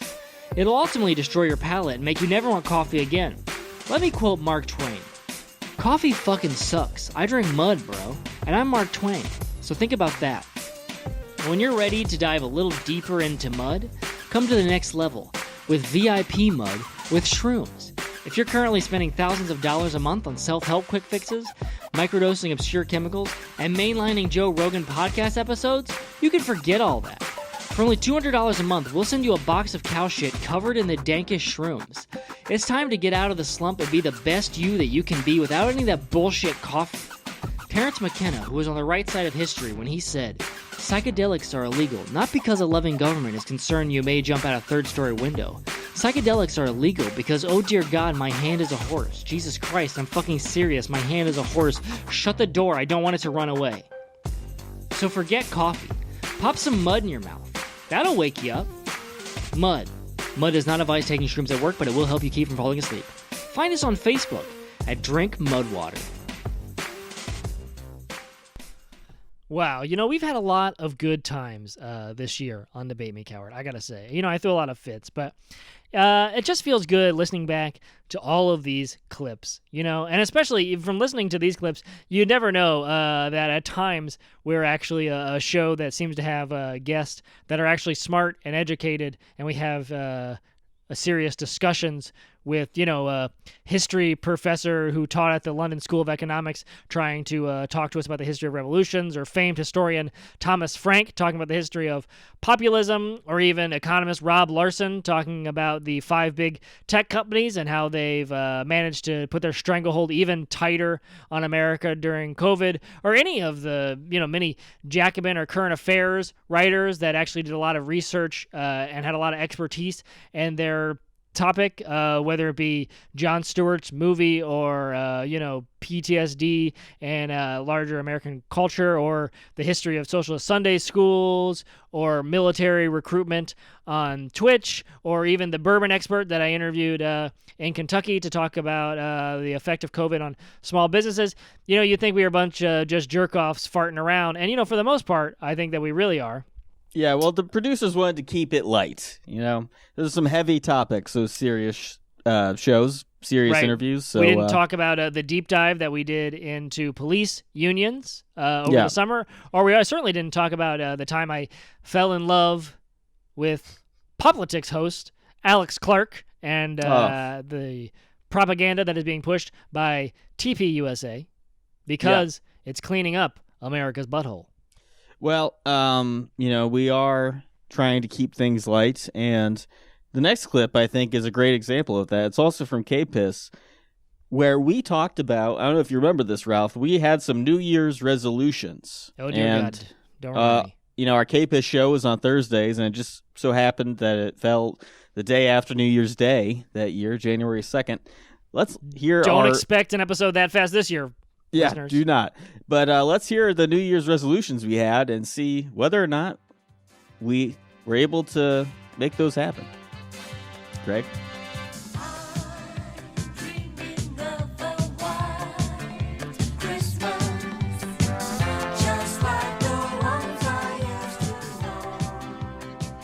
Okay, so my number one, meet QAnon.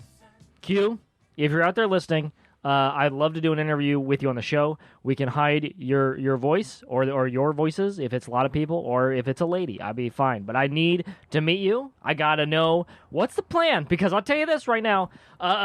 It seems a little shaky in the White House. It's like you're supposed to have Trump's back, and you're supposed to make sure that everything is going to go fine, and he's going to lead us to victory, but it's getting real shaky, okay? And it seems like, today there was a story that came out that said, 4 to 6 senators may actually want him removed, and they may actually, vote to remove him from office. This isn't good. This isn't the back room that I want to believe in, Q. So if you're out there, you can get me on my own private email, or the one that I use that I get a lot of less junk mail into, and that is hornyralph419@craigslist.com. But send an email there. Less than 420. I wonder why that is. I would never smoke the wacky tobacco. Shouldn't it be the inverse of 420, though? 24? 204? I mean, yeah. It could be, 024, I guess. Sure. It doesn't matter. We don't need to go into it. What does matter is, Q, if you're out there, I'm ready to listen. So send me down. Let me know the plan. Give me a signal. You're all about giving signals. Give me a signal. Okay. Ralph, why don't you do number 2, since I did my second resolution? Okay. 2. Start going to Crunch Fitness and Seek August. I got to get out of the house more. I got to, and this is going to bleed right into 3. I know we're supposed to go back to back to back, but I'm never going to meet a hashtag trad wife. Hashtag what now? Trad wife. Trad as in If you use triad? our Twitter account, not a triad. Wait.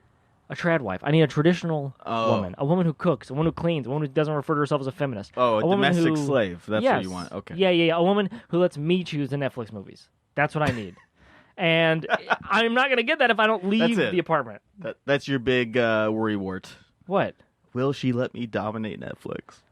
It's boring to have to sit there and binge watch a show that sucks. Hey, if I want to watch Mythbusters Season 3 for the 12th time, you're just going to have to... We're watching it. Get used to it, honey. Smile more, sweetie. Anyway, that doesn't surprise me. Stop making me watch you over and over again. This guy's crazy, and he's treating women badly. I can't even see with the appeal. Speaking of bad people, I want to go into my third resolution. Also, so Crunch Fitness, if you're listening, sponsor the show, give me a discount. Okay, number 3, kill Vladimir Putin. I'm sorry, what? Kill Vladimir Putin. KGB, if you're listening... You're going to get us in trouble.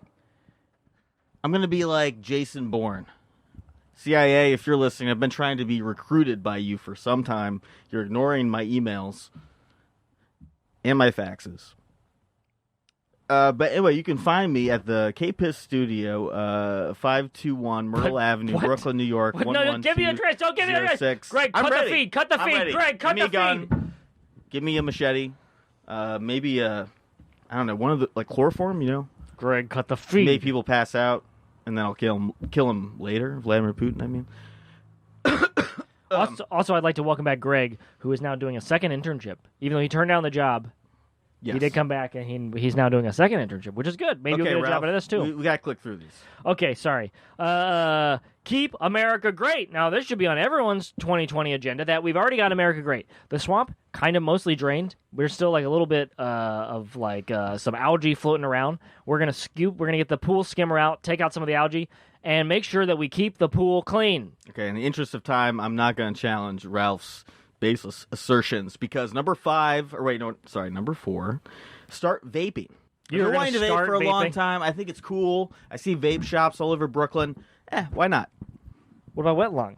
We're What's going to yours? get wet lung. Next one. I got to start a conservative lifestyle brand e-commerce company. Okay, something cool, something edgy, something where we can have an athleisure wear. Something to compete with Tommy Lauren. Tommy Lauren has to know that Ralph's out here and he's after your turf. All right? Sorry, honey, but Ralph wants to make yoga pants for guys. What are you Sounds gonna call crazy? it? Something like Wart Life. These kids like Peppy the Frog. I figure, what about Wart Life? We got warts on our fingers because we're badass. Maybe Okay. we're playing outside in nature. We're cool. So we're going to clean things up. I want to clean up all the dog poop I see walking around here in Bushwick. I just think it'd be a nice thing to do. It's a lot of dog shit. You're really going to do that. Yep. Lenny, this is really going to be the year when you're going to spend your weekend cleaning up dog poop. Well, I'll tell you what's going to make it better. My next resolution, start taking CBD because I hear that makes your dong bigger. Really? Yeah, I read that on an advertisement. But isn't the high on scary? On a certain website that is, just irrelevant to this discussion. But I was in Google Chrome's incognito mode, so maybe that has something to do with it. Ah, I see. Yeah. CBD, dong, bigger. It's science. Well, they got all kinds of CBD stuff. I think they're going to have CBD rolling papers.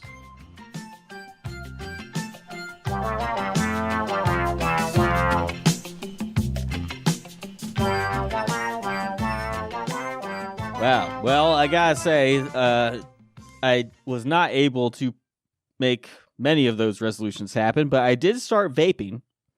I did not kill Vladimir Putin. I think that much is obvious. Otherwise, how would I buy Ralph a Vladimir Putin novelty fart machine? I'm just saying. Sorry. I think they'll still produce those even after he's dead.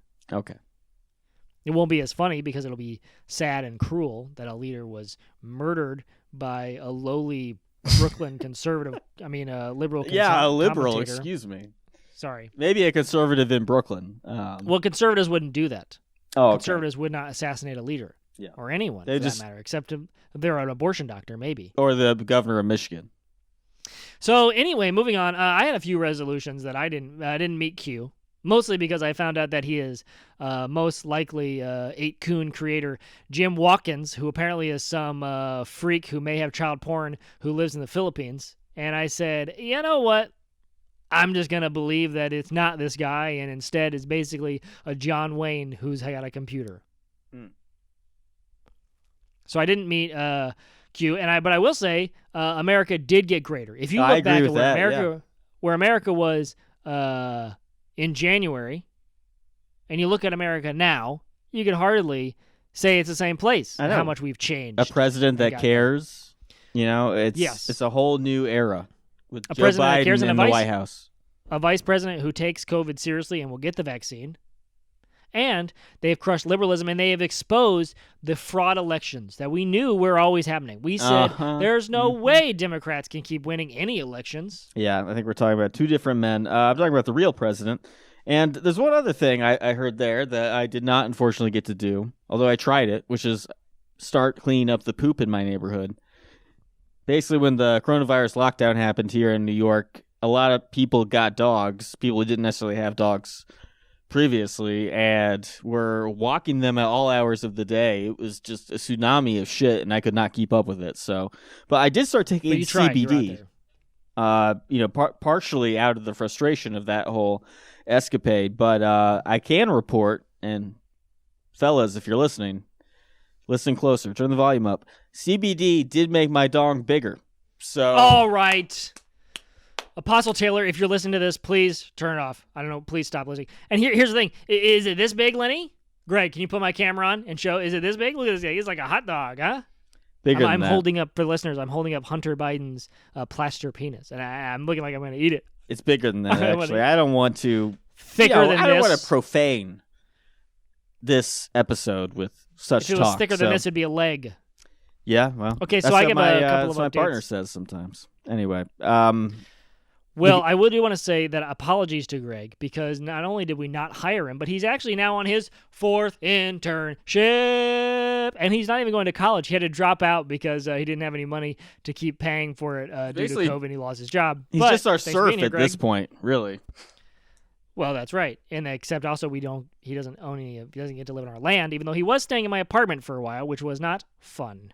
Well, we are vassals Another of the update- Permanent Revolution Podcasting Network, so Yeah. it fits. Well, and I also want to do another update. My yoga pants for guys, Wart Life, really couldn't have come at a better time because of COVID. Everyone's going to be working from home, and I was like, finally, I'm going to start my own business. I'm really going to be an American entrepreneur, which has always been my dream. Ever since, I was running a lemonade, or I saw someone running a lemonade stand, and then I went and I bought them out and I burned it in front of them. You didn't even run it.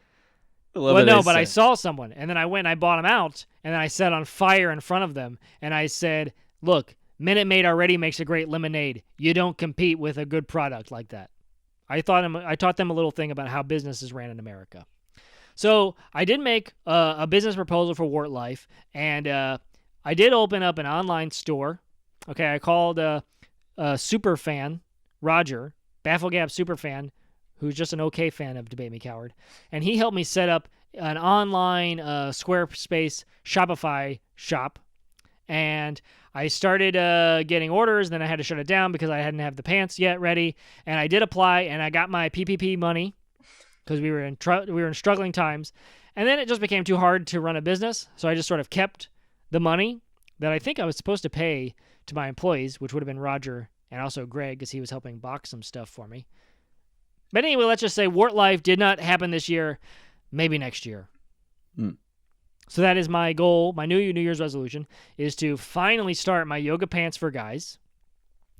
My other resolution is to take Ralph Jr. out hunting with an assault rifle, a real assault rifle. 3 is to take the $600 that I'm going to get from Mitch McConnell and spend that on an assault rifle. And then 4 is finally get the Donald Trump back tattoo. I always wanted how Roger Stone has the Nixon back tattoo. I want Donald Trump's face on my back, but I want it huge. Yeah. Well, I think you can do some of those things, at least. Particularly All the of last those one. things. I can do all of those things. Now, what are Okay. you doing this year? Well, I What's guess your 2021 looking like? Well, I guess I only have one resolution, which is to raise a happy and healthy child, because I'm going to be taking paternity leave. Stealing? You're going to be stealing a baby? You're going to be stealing a child? No, me and my partner are having a baby, and I will be taking paternity leave off for the first couple of months of 2021. So you will have a substitute, Lenny, a substitute liberal host on this podcast for a little bit there, but I'll be back, and I will be a proud father, and they say that it rewires your brain, so I'm guessing I'll be made even more liberal. More conservative, because you'll have a family to, you're going to have a family. It's the you gotta start oxytocin makes balancing you your more budget. liberal, I think. We're going to find out. I'm a live I don't test think so. experiment. I don't think so. Anyway, you're leaving the show, and you're bringing a break. Brent sucks. Yeah, you know that I'm leaving. And You're yes, bringing- Brett Studler. Yes, thank you for doing the reveal. Friend of the show, Brett Studler. He's even more of a milquetoast liberal than you are. He's taking time away from the Biden administration to do this show in my absence. So thank you, Brent. But don't get too cozy. Oh my God, I can't believe this. What's your child's name? Ruth, after RBG.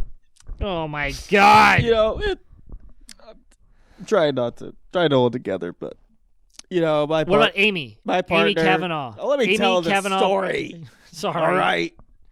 My partner, I wanted to name her Ruth. She after, was not expecting that. Was not expecting partner. She. Okay. I wanted to name my daughter So Lenny, tell us Ruth after Ruth Bader Ginsburg, the one and only, the notorious RBG. But, it's kind of an old name. I convinced my partner to let me do it. But then there's another old name we threw in there in honor of another fierce female who is, she's not one of the females that will make the future female, as you've seen on the T-shirt. She'll probably be dead by then. But it's Nancy Pelosi. So Ruth Nancy Thompson. RNT. Notorious RNT. Mom, pour me an eggnog and make it strong. I need a drink after this show. Oh, my God. Well, Lenny, congratulations. Thank you. Okay, on not getting an abortion. I got her a This Is What a Feminist Looks Like onesie already. The Anti-Racist Baby book by Ibram X. Kendi. You are indoctrinating your baby. No. You're indoctrinating a child. Starting her off I'm on the right calling child services. foot. Yeah, starting her off on the right foot. It's going to be a little tiny foot, but it's going to be the right one. It's going to be on the left side. Starting off on the left foot. Left foot is what you're saying. Yeah, the right foot is the left foot. Pay attention. All right, well, congratulations, Lenny. Kind of makes your resolutions look pretty small and petty in comparison, doesn't it? No, because I think that the real Q is not Jim Watkins, but is actually a really sexy lady who just types like John Wayne behind a computer. And I think that I'm going to meet her and fall in love, and we are going to have lots and lots of babies. And by this time next year, I will be a father 5 times over. Yeah, I know. So and I you will didn't also be mention able to see my own anything children. About your children and your resolution. My children are dead to me! I mean, well, I shouldn't hold the children accountable. And also, I just want to say that I want to wish Ralph Jr. a very Merry Christmas with his new gun. And Strom, I'm going to be trying to get you that pony. And to Judge Rothman, just know that this is a character. Okay. All right. Want to wish everyone out there a very Merry Christmas. Yes. And a very happy holiday. And by holiday, I mean New Year's. And that's the only one I mean. And let's let our listeners remind them about Brent Studler, who I can't remember his job title because it was so long. The assistant assistant manager for the Northwest Quadrant of the Northeast section of Alabama. Something like that. That's right. So big time job. Communications director Yeah. in that region, I think. But I believe he also got promoted last time I talked to him. Who knows what he's doing now? Last time we talked to him, he was at the Container Store buying stuff for the inauguration, even though he's going to have to bring it all back, so I hope they have a good return policy. But last time, one of the first times we talked to him, we were all in lockdown, he was clapping. Oh, yeah. So let's listen to Brent Studler tell us about his clapping. Not the clap. He doesn't have the clap. I don't know. We're going to still be on Zoom then, because I won't be in the room with someone that has the clap. That's just something I've always said. I would love to tell you why I took issue with this, but hold on, we have a phone call. Someone else is calling in. Another caller. What the hell? Brent Hello? Hello, how's it going? Brent, hi, where are you? What is this? Is this a surprise birthday phone call?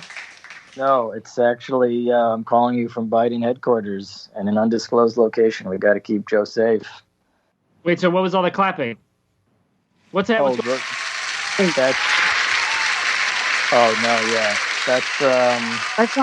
outside my window too. It's 7 o'clock. It's 7 o'clock here, so that means everyone applaud the fact that Joe got nominated. I got it. Get it, boys! And also lady doctors! Wait, no, that's not what we're applauding. We're applauding the fact that Joe got nominated. No, it's 7 o'clock New York. Everyone has to yell outside their window to applaud the what? No. It's 7 o'clock at Joe Biden headquarters, which means we applaud the fact that Joe is officially the nominee now. Oh, wait, it's 7 o'clock? Woo! Yeah! Wait, Lenny, yes, we just did that, Lenny. Our front line. What? Oh, so Brent, that's what you were doing too? I thought you were in Florida. No, we were applauding the fact that Joe Biden. They have healthcare workers in Florida too, Lenny. What were you saying, Brent? What are you saying? Brent, what are you saying? We're applauding at 7 o'clock every day that Joe Biden is officially the nominee for the Democratic Party. You were applauding every day? 7 o'clock every day since Bernie Sanders left the race in disgrace. He's still collecting delegates, is he not? Delegate schmelegates. He's not gonna get the 25% necessary to change rules at the convention. It's just a lost cause. 25%. Seems like it could be possible. And Brent, I was telling Ralph earlier, they should just call off the election now. Let's just let Joe Biden be president right now. He'll get in there, pull up, his sleeves, roll them up, and get to work on this coronavirus issue. Ralph, do you and Lenny hang out privately too? Why are you on the phone? What? We're recording. You're on the episode actually right now. I'm on the air right now? Yes. Oh my God! I was just expecting to gloat privately, but I will definitely take this opportunity to gloat publicly. Well, you feel free, and I'm sorry. Also, just so you know, I don't do FaceTime. Not in this condition. I got my apartment's a mess. I can't FaceTime right now. You decline my FaceTime every single time. Well, it's always a mess. There's always never FaceTime with you. It's always no time. There's things that are always going on. All right, Brent, or else I'd be more than happy to FaceTime if I had a nice apartment. But right now, it's covered in literal shit. I won't get into that now. It's going great here at Biden headquarters. Everyone thinks that Joe is hiding in a room, where only people can go in and out with masks and gloves, but that's not the case. I'm sorry, what? It seems like you're breaking a story here. Is Biden sick? No, he's the opposite of sick. He is leading the conga line every night at 7 o'clock. In gloves and a mask? No gloves and a mask needed. Everyone in the room has been quarantined for 14 days at least, so it's just kind of like a wait. So he's rejecting the World Health Organization's recommendations to wear gloves and masks. Is he not? Be reasonable, Ralph. He's not in public, so he doesn't have to do it. Yeah. Be reasonable. Yeah. This is the type of grilling that Joe Biden has got to get ready for. Why does he like children's hair, Brent? Who doesn't like children's hair? Is that where he gets his power? Less damaged. Here's the thing. I didn't vote for Al Gore because he was addicted to adrenochrome, and when he travels places, he has to chew on a child's adrenaline gland to get his energy. And now to see a Democratic candidate who does this in public is not ashamed that they get their power by sucking the energy out of children. I just can't believe we came to this. How do you defend your candidate? I'm not going to address these crazy QAnon conspiracy theories. I thought you were better than that, Ralph. Here's the thing. No, he's not. Q said that you would say that. Q said that the Biden campaign would just never have an answer and just divert and say that it's Ralph Wigglesworth is the problem. That just sounds like a Trump talking point with Ralph specific at the end. Hey, just because everything else is shut down, the email servers that mail out our talking points every day is not shut down.